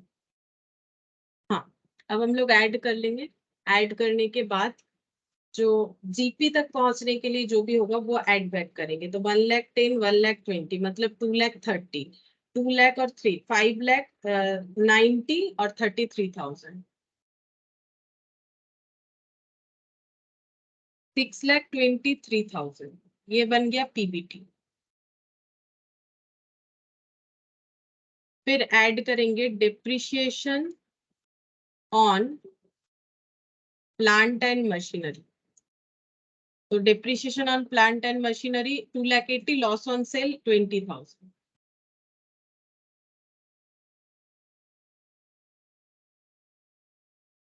Loss on sale of plant and machinery 20,000, 20,000, redemption on premium, sorry, premium on redemption,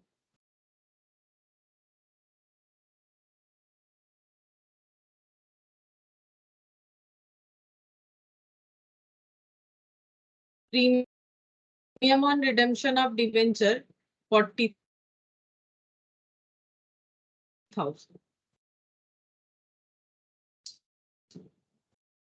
और और क्या आएगा, और चेक करते हैं, पीएल आइटम देखना पड़ेगा, पीएल डिप्रिशिएशन लिख लिया है, यहाँ पर कुछ पीएल नहीं है, यहाँ पर पीएल था लिख लिया, यहाँ भी कोई पीएल नहीं है, यहाँ भी नहीं है, यहाँ भी नहीं है, यहाँ भी नहीं, लेकिन हम लोगों ने सारा अकाउंट नहीं बनाया तो चेक करेंगे, शेयर कैपिटल में कोई चेंजेस नहीं है तो इसका छोड़ो, जनरल रिजर्व हम लोगों ने बना लिया, पीएल हम लोगों ने वहां पर इंक्रीज अमाउंट लिख लिया, डिवेंचर अकाउंट बनाया, बैंक लोन जो है इंक्रीज हुआ है, इसका मतलब लोन लिया गया है, वो सोर्सेस ऑफ फंड में चला जाएगा, क्रेडिटर हो चुका है, एडजस्टमेंट आउटस्टैंडिंग एक्सपेंसेस हो चुका है, प्रोपोज डिविडेंड भी हो चुका है, provision for taxation current liability में लिया गया है, लैंड एंड बिल्डिंग 15 से 14 लाख हुआ है, तो 1 लाख का इस पे डिप्रिशिएशन लगा होगा, क्योंकि अकाउंट नहीं बनाए तो यहाँ से देख के समझना पड़ेगा, तो यहाँ पर हम लोग लिखेंगे depreciation on land and building 1 lakh, depreciation on land and building 1 lakh. अच्छा, नेक्स्ट देखते हैं, प्लान मशीनरी हो चुका है, इन्वेस्टमेंट ये भी हम लोगों ने किया है, स्टॉक डेटा ये सब डेटा हो चुका है, चलो अब हम लोग इसको ऐड कर लेते हैं, ये हो गया 3 lakh plus 3,20,000, 3,60,000, 4,60,000, 10,83,000 fund from operation. Next हम लोग लिखेंगे sources of fund, fund flow statement, sources of fund और application of fund,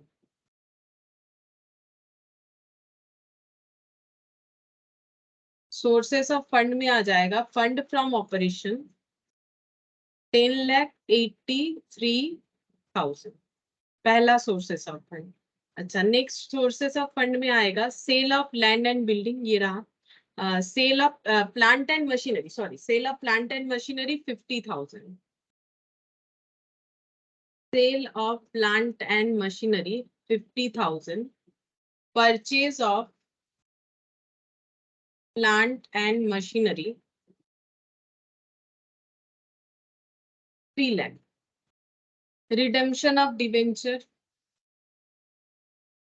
redemption of debenture, premium on redemption of debenture, premium on redemption of debenture, ये दोनों आ जाएगा एप्लीकेशन में 2 लाख, और ये हो जाएगा 40,000, 2 लाख और ये हो गया 40,000। अच्छा, investment sale 45,000, sale of investment 45,000, general reserve, इसमें interim dividend paid, 1,20,000, final propose dividend 3 lakh. Interim dividend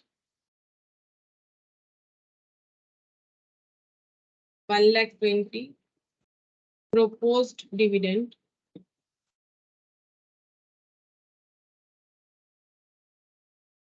3 lakh.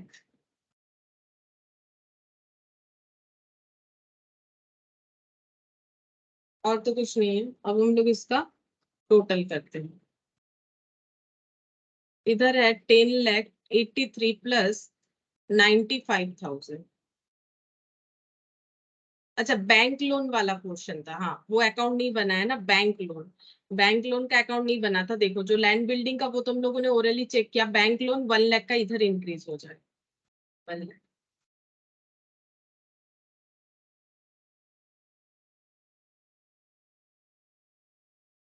12,78,000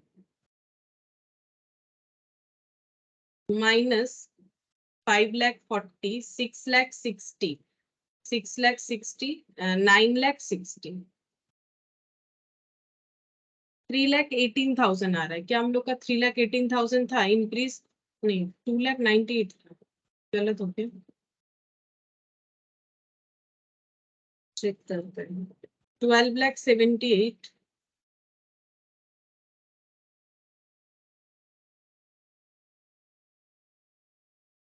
5,40,000 minus 4,20,000, 3,18,000 आ रहा है। 3,18,000 आ जा रहा है। कितना था?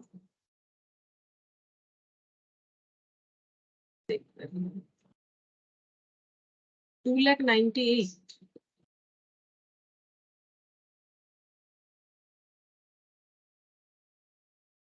20,000 का डिफरेंस है। 20,000 क्या गलत लिख दिया मैंने? Fund from operation, sale of plant and machinery, sale of investment, bank loan. अच्छा, यहाँ पर purchase of plant and machinery, redemption of debenture, debenture premium, interim dividend, dividend paid, increase in working capital. ये 3,18,000 नहीं, ये हम लोग का आना चाहिए 2,98,000। यहाँ गलत हुआ है कि यहाँ गलत हुआ है? ये वाला एक बार चेक करते हैं, फंड फ्रॉम ऑपरेशन सही हुआ है कि नहीं। 1,10,000 प्लस 1,20,000। मैम টোটালটা 10,63 আসছে পান ফ্লোতে। এইটা আচ্ছা 63 আস। ও হ্যাঁ, এখানেই তো তাহলে 20,000-এর 10,63 আসছে। আচ্ছা, আমি তাহলে ভুল যোগ করে দিয়েছি। এবার দেখে নিই আমি। 3,60,000, 33, 6,23,000, 3,00,000, 4,34,000। হ্যাঁ, 10,63 এটাই হয়েছে। তাহলে এটা 10,63 মানে 20,000 কম হয়ে যায়, মানে এটা 58 হবে। তাহলে এটা 58 হবে। তাহলে 20,000 কম হলে 3,18,298। ঠিক আছে, ক্যালকুলেশন ভুল হয়েছে। 2,98,000, हाँ ठीक है, 2,98,000। ये वाला सेम टाइप ऑफ क्वेश्चन था, ठीक है, फिर भी एक बार प्रैक्टिस हो गया। अच्छा क्वेश्चन है, ठीक है, मतलब ज्यादा से ज्यादा इससे टफ कुछ नहीं हो सकता है, ठीक है। अच्छा, अब नेक्स्ट यहाँ पर इलास्ट्रेशन 9, इसमें क्या बोला है? इसमें ज्यादा कुछ दिया नहीं है, एडिशनल इंफॉर्मेशन। एक मशीन परचेस हुआ था जिसको बेच दिया गया है 40,000 में। The book value of the machine 60,000 and new machine was purchased during the financial year. Company had issued new share to the extent of 22,000. Statement change in working capital or sources and application of fund. अच्छा, ठीक है, तो बना लेते हैं। Illustration 9, statement of changes in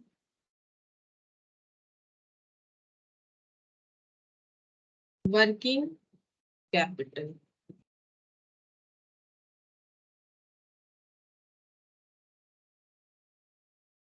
particulars, opening, closing, working capital effect, increase, decrease. ठीक है, अब ये ग्रॉस कंसेप्ट में क्वेश्चन कर लेंगे क्योंकि हमें यहाँ पर बोला नहीं है प्रोपोज डिविडेंड और प्रोविजन फॉर टैक्सेशन के लिए, तो इसका मतलब हमें ग्रॉस कंसेप्ट में करना पड़ेगा। करेंट एसेट सबसे पहले लिखेंगे, inventory, sundry debtor, cash and bank. तो inventories, sundry debtor, cash and bank, current asset. अच्छा, इन्वेंट्रीज है 19 लाख 80 से 22 लाख, 19 लाख 80 से 22 लाख।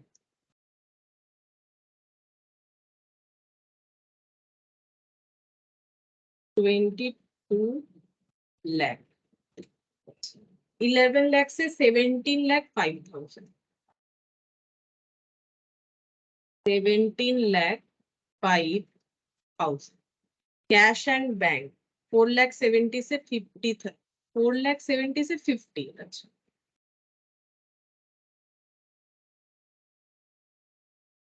और तो कुछ नहीं है, लैंड और प्लांट एंड मशीनरी नहीं आएगा। ठीक है, अब इसका हम लोग टोटल भी करेंगे और इधर चेंजेस भी देखेंगे। तो 22 लाख, 19 लाख 80 माइनस 22, 2 लाख 20,000 इंक्रीज में जाएगा। 11 लाख से 17 लाख 5। अच्छा, ओपनिंग क्लोजिंग मैंने सही लिखा है तो हाँ ठीक है, 9 और 10, 17 लाख 5,000 माइनस 11 लाख, 6 लाख 5,000, 4 लाख 20,000। अच्छा, इसका भी टोटल कर लेते हैं, 1980, 11 और 4, 15 लाख 70,000। अच्छा, 35 लाख 50,000, 22 লাখ। ম্যাম এটা তো ডিক্রিজে যাবে না, কমেছে লাস্টেরটা। ও আচ্ছা, হ্যাঁ এটা ভুল দিকে লিখে দিলাম। হ্যাঁ, এটা ডিক্রিজ আছে, এই দুটো তো ইনক্রিজ আছে। সেটা কত ছিল, 4 লাখ 20,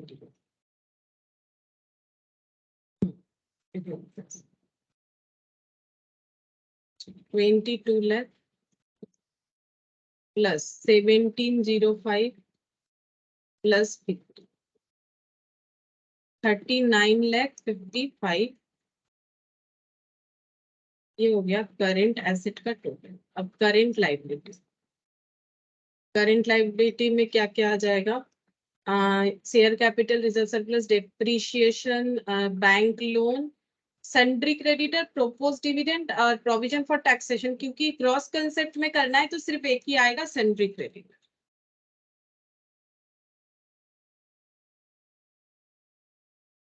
सन्ड्री क्रेडिटर 1320 1485, 1320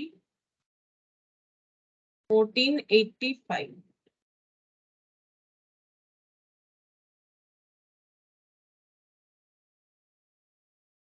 ये डिक्रीज साइड जाएगा क्योंकि करंट लाइबिलिटी इंक्रीज हुआ है, तो 1,65,000। ग्रॉस कंसेप्ट में करेंगे तो बाकी नहीं लिख रहे, यहाँ पर लिखेंगे working capital, current asset minus current liability. तो 35 लाख 50,000 और ये वाला 1320, 22 लाख 30,000, 3955,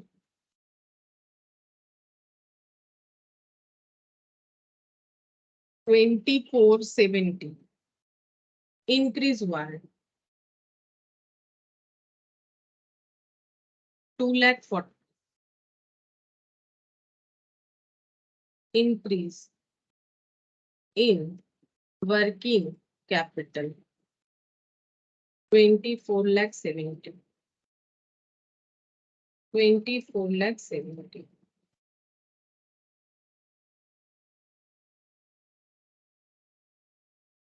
तो 2 लाख 26 लाख, मतलब इधर ही ज्यादा आ रहा है, 8 लाख 25,000, 8 लाख 25,000 माइनस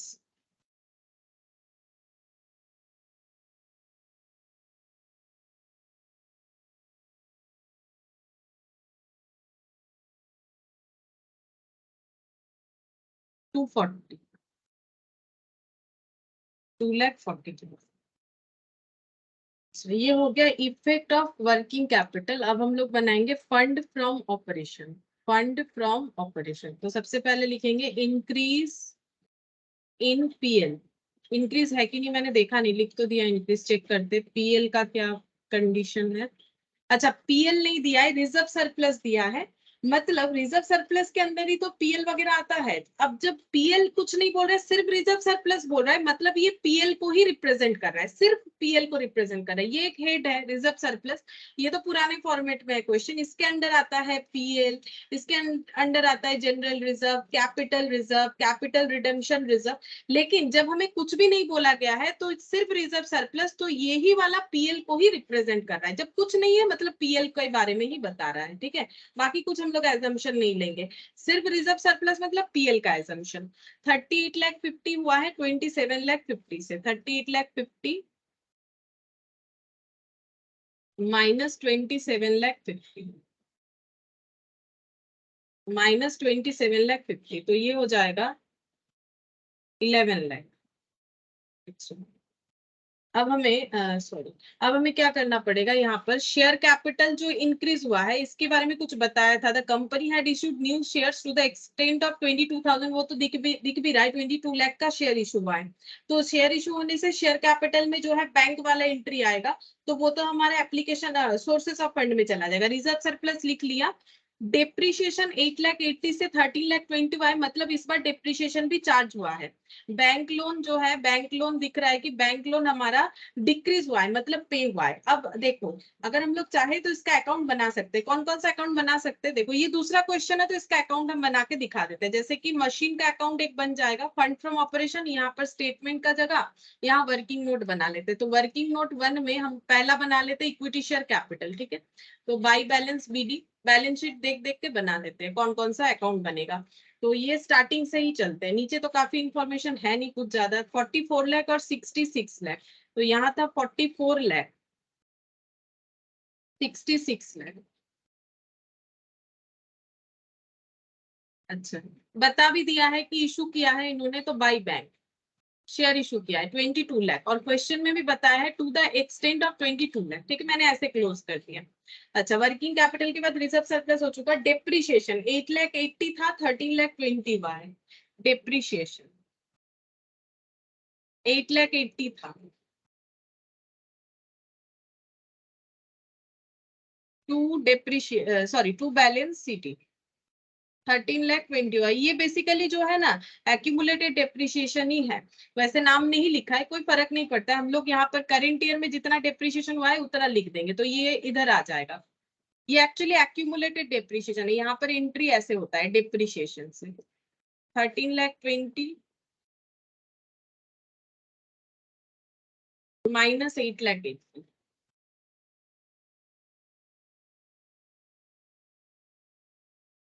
4,40,000, 4,40,000। ये हो गया वर्किंग नोट नंबर 2। अच्छा, फिर बैंक लोन 1760 से 880, मतलब लोन रीपे हुआ।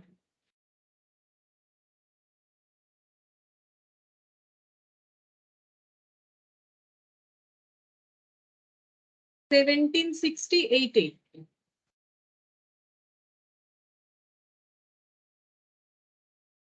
टू बैंक पे हुआ, लोन रीपे कितना हो जाएगा 17,60,000 और 880 माइनस करने से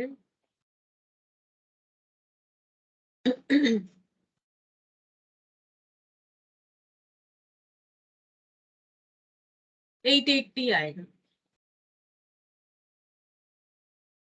और क्या लिख सकते हैं बैंक लोन के अलावा, और क्या अकाउंट सेंट्री क्रेडिटर बन चुका है। Propose dividend provision for taxation, proposed dividend by balance BD to balance CT 4 lakh 6 lakh. अच्छा, अब देखते हैं यहाँ पर क्या दे रखा है, इसके बारे में कुछ नहीं दिया है, मतलब इतना ही प्रोपोज डिविडेंड जितना सोचे उतना ही पे हुआ है as a final dividend 4 lakh, और पीएल एप्रो में जाएगा 6 lakh.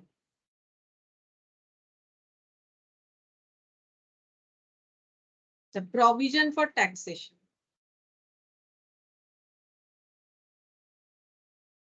By balance BD, provision for taxation 4 lakh और 5 लाख 50, 4 लाख और 5 लाख 50। इसमें भी हमें ये नहीं बताया कि कितना टैक्स पे करना है, तो जितना प्रोपोज था उतना ही फाइनली टैक्स पे करना पड़ा होगा, क्योंकि कुछ नहीं बताया तो इतना ही मानना पड़ेगा। तो ये बाई पीएल एप्रो ये हो जाएगा हम लोग का 5 लाख 50। प्रोविजन फॉर टैक्सेशन भी हो गया। इधर एसेट में लैंड का जो है 33 से 44 हुआ है, मतलब लैंड परचेज हुआ होगा। वैसे यहाँ पर देखते हैं मशीन के बारे में इंफॉर्मेशन दिया, ठीक है। तो इन्वेंट्री सर्टिफिकेट बस ये दो करना है, लैंड और प्लांट एंड मशीनरी।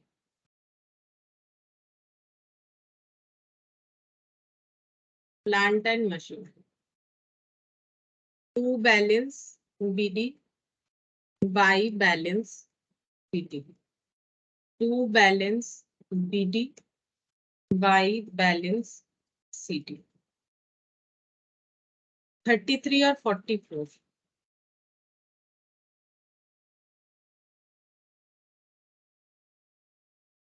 और इसमें है 50 लाख 60 69 30।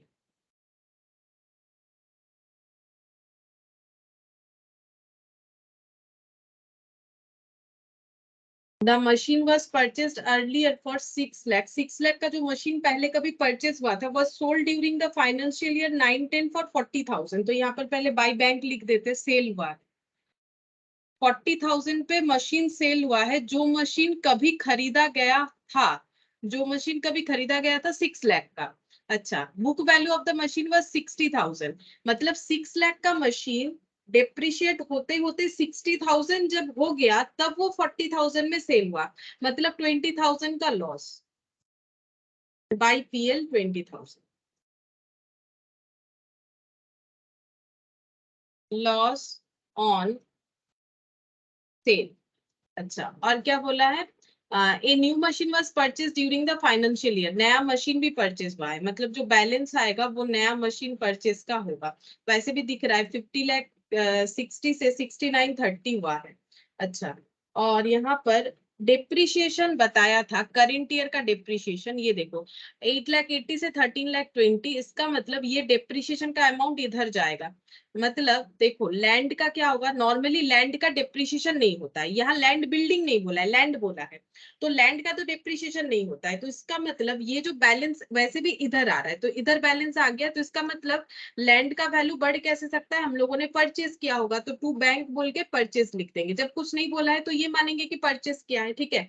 और यहाँ पर इसका मतलब जो डेप्रिसिएशन अकाउंट हम लोगों ने ओपन किया हुआ है, ये जो करेंट ईयर का 4 लाख 40 का डेप्रिसिएशन है, वो इसका मतलब प्लांट मशीनरी का है, क्योंकि और तो कोई हम लोगों के पास एसेट है नहीं। तो 4 लाख 40,000 यहाँ पर ट्रांसफर हो जाएगा डेप्रिसिएशन का। अब हम लोग टोटल करके यहाँ पर चेक करेंगे कि टू बैंक बोल के कितना परचेज दिख रहा है, जो प्लांट एंड मशीनरी हम लोगों ने परचेज किया हुआ है। तो 40,000 20,000 60,000 60 और 41 लाख, मतलब 5 लाख 5 लाख, और ये हो गया 69 30 74 लाख 30,000 माइनस 50 लाख 60,000 23 लाख 70, ये निकल के आ गया। बस कंप्लीट हो गया। अब हम लोग यहाँ पर जो है अपना फंड फ्रॉम ऑपरेशन लिखना स्टार्ट करेंगे। तो पहले एड बैक करेंगे, यहाँ पर पीएल के बाद कौन सा आइटम आएगा, पीएल एप्रो का चेक करते हैं। पीएल एप्रो ये रहा, प्रोपोज डिविडेंड और provision for taxation. Proposed dividend, provision for taxation 6 lakh और 5 लाख 50, 6 लाख और 5 लाख 50, और कुछ नहीं आएगा।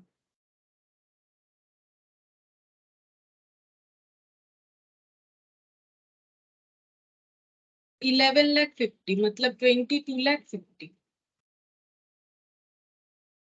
ऐड हो जाएगा depreciation.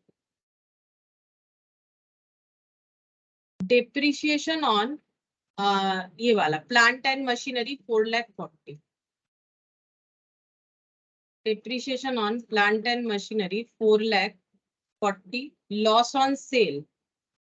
Loss on sale of plant and machinery 20,000. और कुछ पीएल का आइटम है?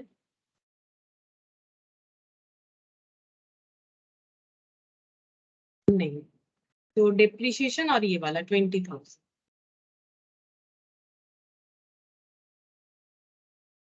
तो ऐड करने से हो जाएगा 22,50,000 प्लस 4,60,000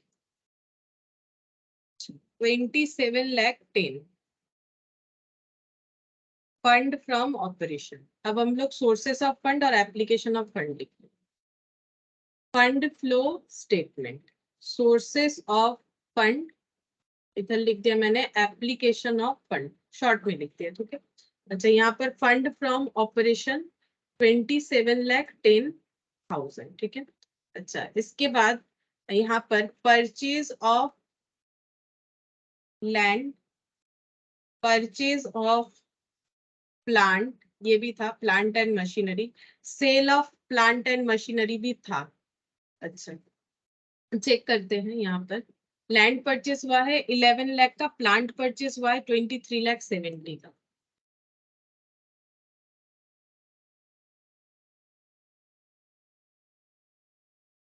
और सेल हुआ है 40,000।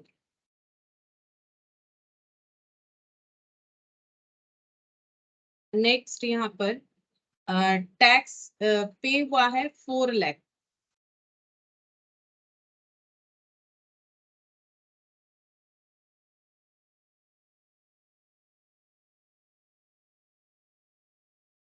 डिविडेंड पे हुआ है 4 लाख का, लोन पे हुआ है 8,80,000 का।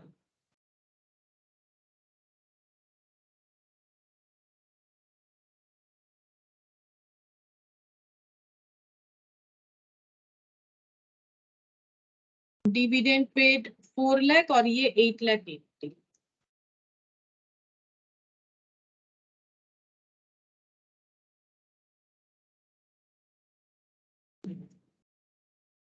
शेयर इशू हुआ है 22 lakh. Issue of share 22 lakh, तो इधर ही ज्यादा होगा, बिगर अमाउंट है। 27,10,000 plus 22,40,000, 49,50,000।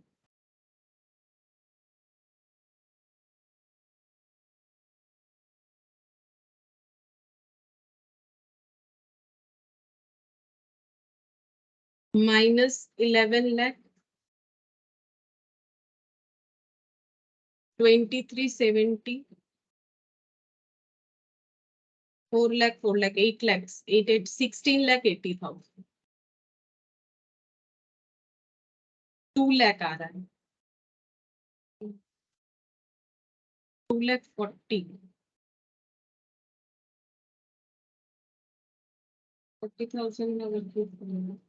2 lakh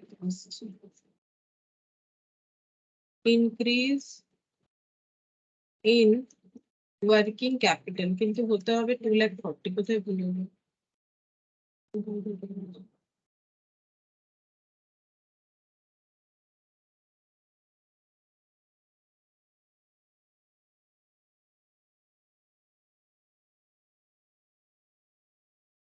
share capital, reserve surplus, depreciation, bank loan, sundry creditor, proposed dividend, provision for taxation। Calculation inventories 1980 থেকে 22 লাখ, 1980 থেকে 22 লাখ, এখানে 11 থেকে 11 17 lakh 5, 4,70,000 to 50,000।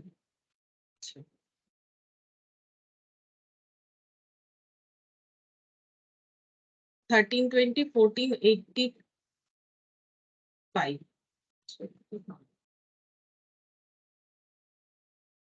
19,80,000 plus 11 lakh plus 4,70,000. 35,50,000 minus 1320. 22,30,000. 22 lakh plus 1705 plus 50 minus 1485.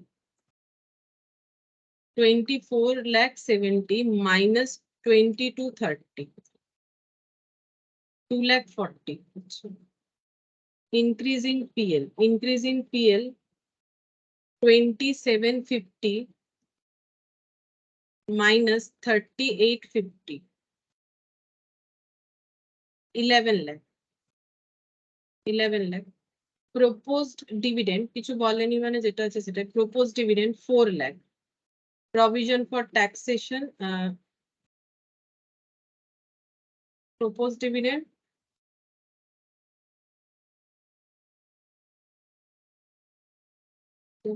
proposed dividend 4 lakh. तो bank और এটা provisionটা যাবে PLF plus 6 lakh. हाँ, proposed dividend 6 lakh और इधर हो जाएगा provision for taxation 5,50,000. तो ये हो जाएगा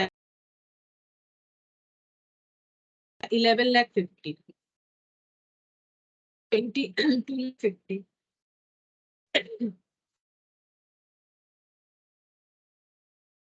Depreciation 4,40,000.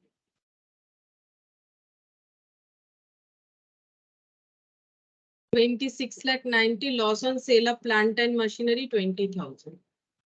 27,10,000. ठीक है, 27,10,000. Sale of plant and machinery. तो sale of plant and machinery.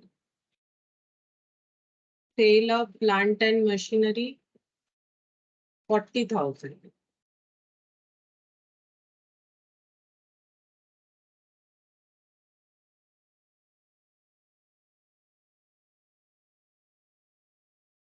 ठीक है, 40,000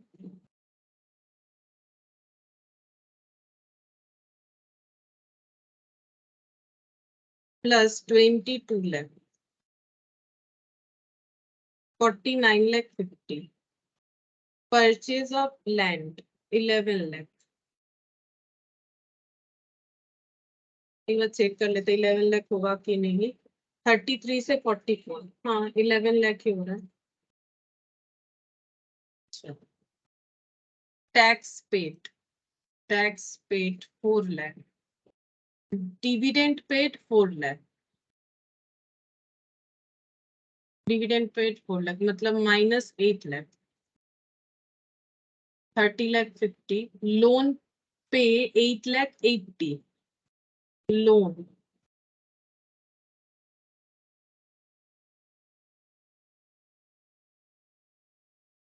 8,80,000 या 7 lakh हो रहा है. 1760 और 8,80,000. नहीं, 8,80,000 हो रहा है. 8,80,000. 21,70,000. 21,70,000.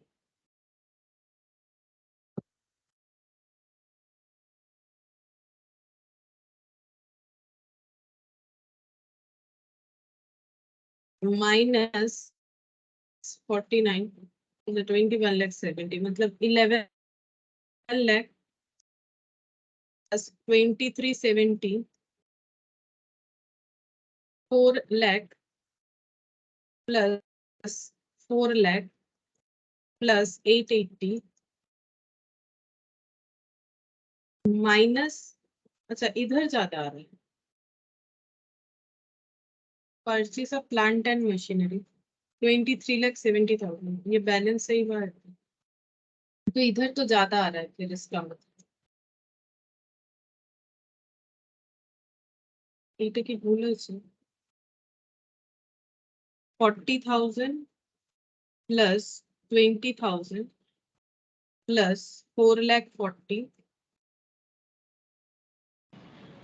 ম্যাম যে ডেপ্রিসিয়েশনটা করলাম ওটা কি টোটাল ডেপ্রিসিয়েশনটা ছিল না পার্টিকুলার ডেপ্রিসিয়েশনটা ছিল কি না, আমি জায়গাটা?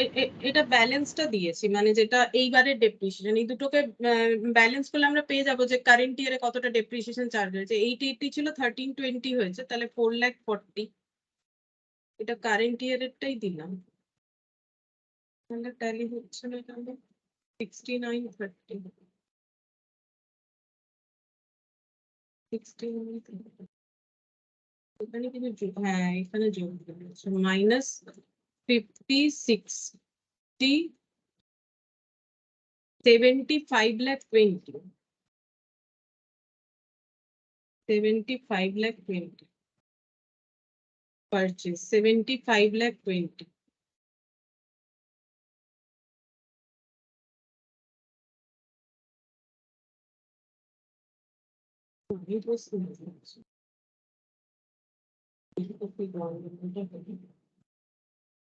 Plant and machinery 50 lakh 60, 69 lakh 30। अच्छा, एक्यूमुलेटेड डेप्रिसिएशन दिया हुआ है ना, ये देखो यहाँ पर जो चीज हम लोग सोच रहे थे, ये जो एक्यूमुलेटेड डेप्रिसिएशन दिया हुआ है, इसका मतलब ये कॉस्ट में दिख रहा है, इससे हमें डेप्रिसिएशन लेस करना पड़ेगा, नहीं तो इतना बड़ा अमाउंट आ जाएगा। ठीक है, मतलब ये जो वैल्यूज है ये कॉस्ट में है। हम लोग ऐसे भी कर पाएंगे, हमें क्या करना पड़ेगा, ये कॉस्ट वैल्यू है, कैसे पता चल रहा है, क्योंकि हमें डेप्रिसिएशन अलग से लाइबिलिटी साइड में दिया हुआ है, तो हमें क्या करना पड़ेगा, 50,60,000 जो है ये कॉस्ट वैल्यू है, 50,60,000 से हमें डेप्रिसिएशन लेस करना पड़ेगा 8,80,000 पहले, तो हमें WDV वैल्यू पता चल जाएगा अगर हम लोग इस तरह से अकाउंट में चार्ज करना चाहते हैं। तो 50,60,000 माइनस 880, ठीक है, तो ये हो गया 41,80,000।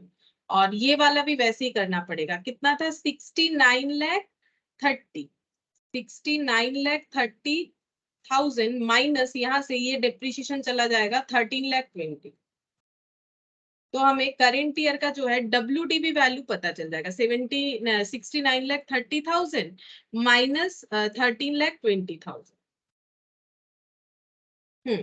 इससे हमें WDV मतलब जो बचा हुआ वैल्यू है वो पता चलेगा, 56,10,000। अब हम लोग ऐड करेंगे 4,40,000 जो कि करेंट ईयर का डेप्रिसिएशन है, प्लस 60,000, तो ये टोटल आएगा 61,10,000।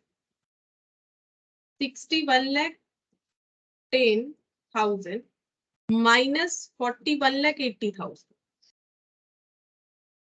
19,30,000, ये हो जाएगा परचेज 19,30,000।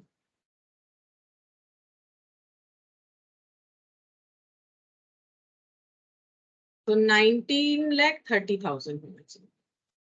अब देखते हैं क्या हो रहा है, 19,30,000 प्लस 11 लाख और 8, 19 lakh, 19 lakh plus 8,80,000, 47,10,000 minus 49,50,000, 2,40,000।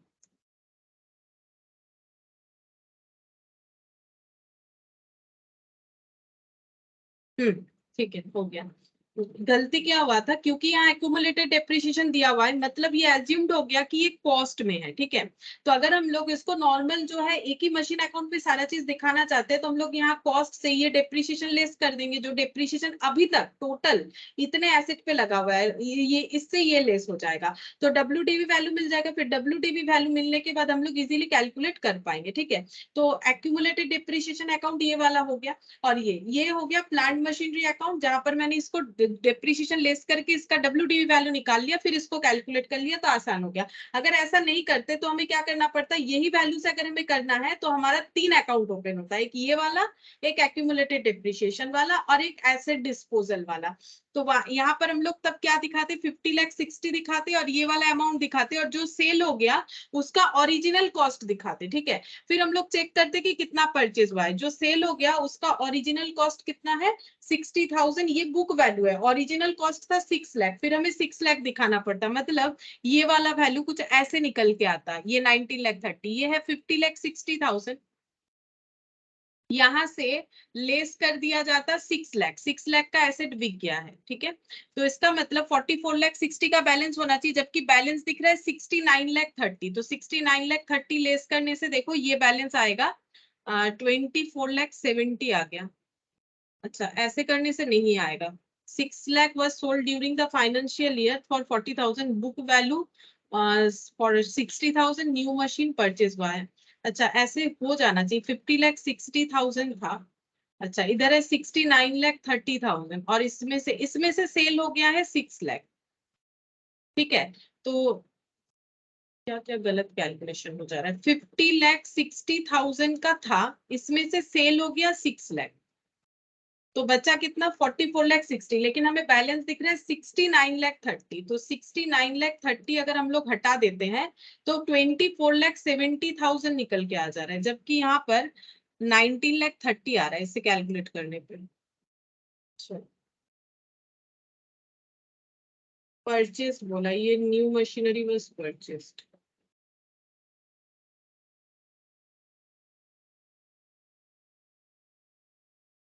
$50 lakh 60,000, 69 lakh 30,000 purchase हुआ है, समझ में आ रहा है।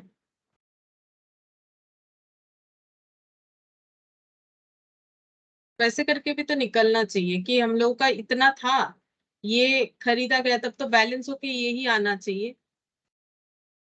क्यों नहीं आ रहा है। 50 lakh plant and machinery 50 lakh 60,000 का था। अगर हम पूरा ही कॉस्ट ले लेते हैं, the machine which was purchased earlier for 6 lakh was sold during the financial year 9-10, तो 6 लाख का एसेट बिक गया, तो बचेगा कितना 44 लाख 60,000 का। लेकिन यहाँ बोल रहे हैं 69 लाख 30 का एसेट बच रहा है, इससे तो ये कैलकुलेट हो जाएगा कि कितने का एसेट परचेस किया है, बट ये वैल्यू जो है मिसमैच हो रहा है। 24 लाख 70 दिख रहा है यहाँ पर, ऐसा क्यों हो रहा है।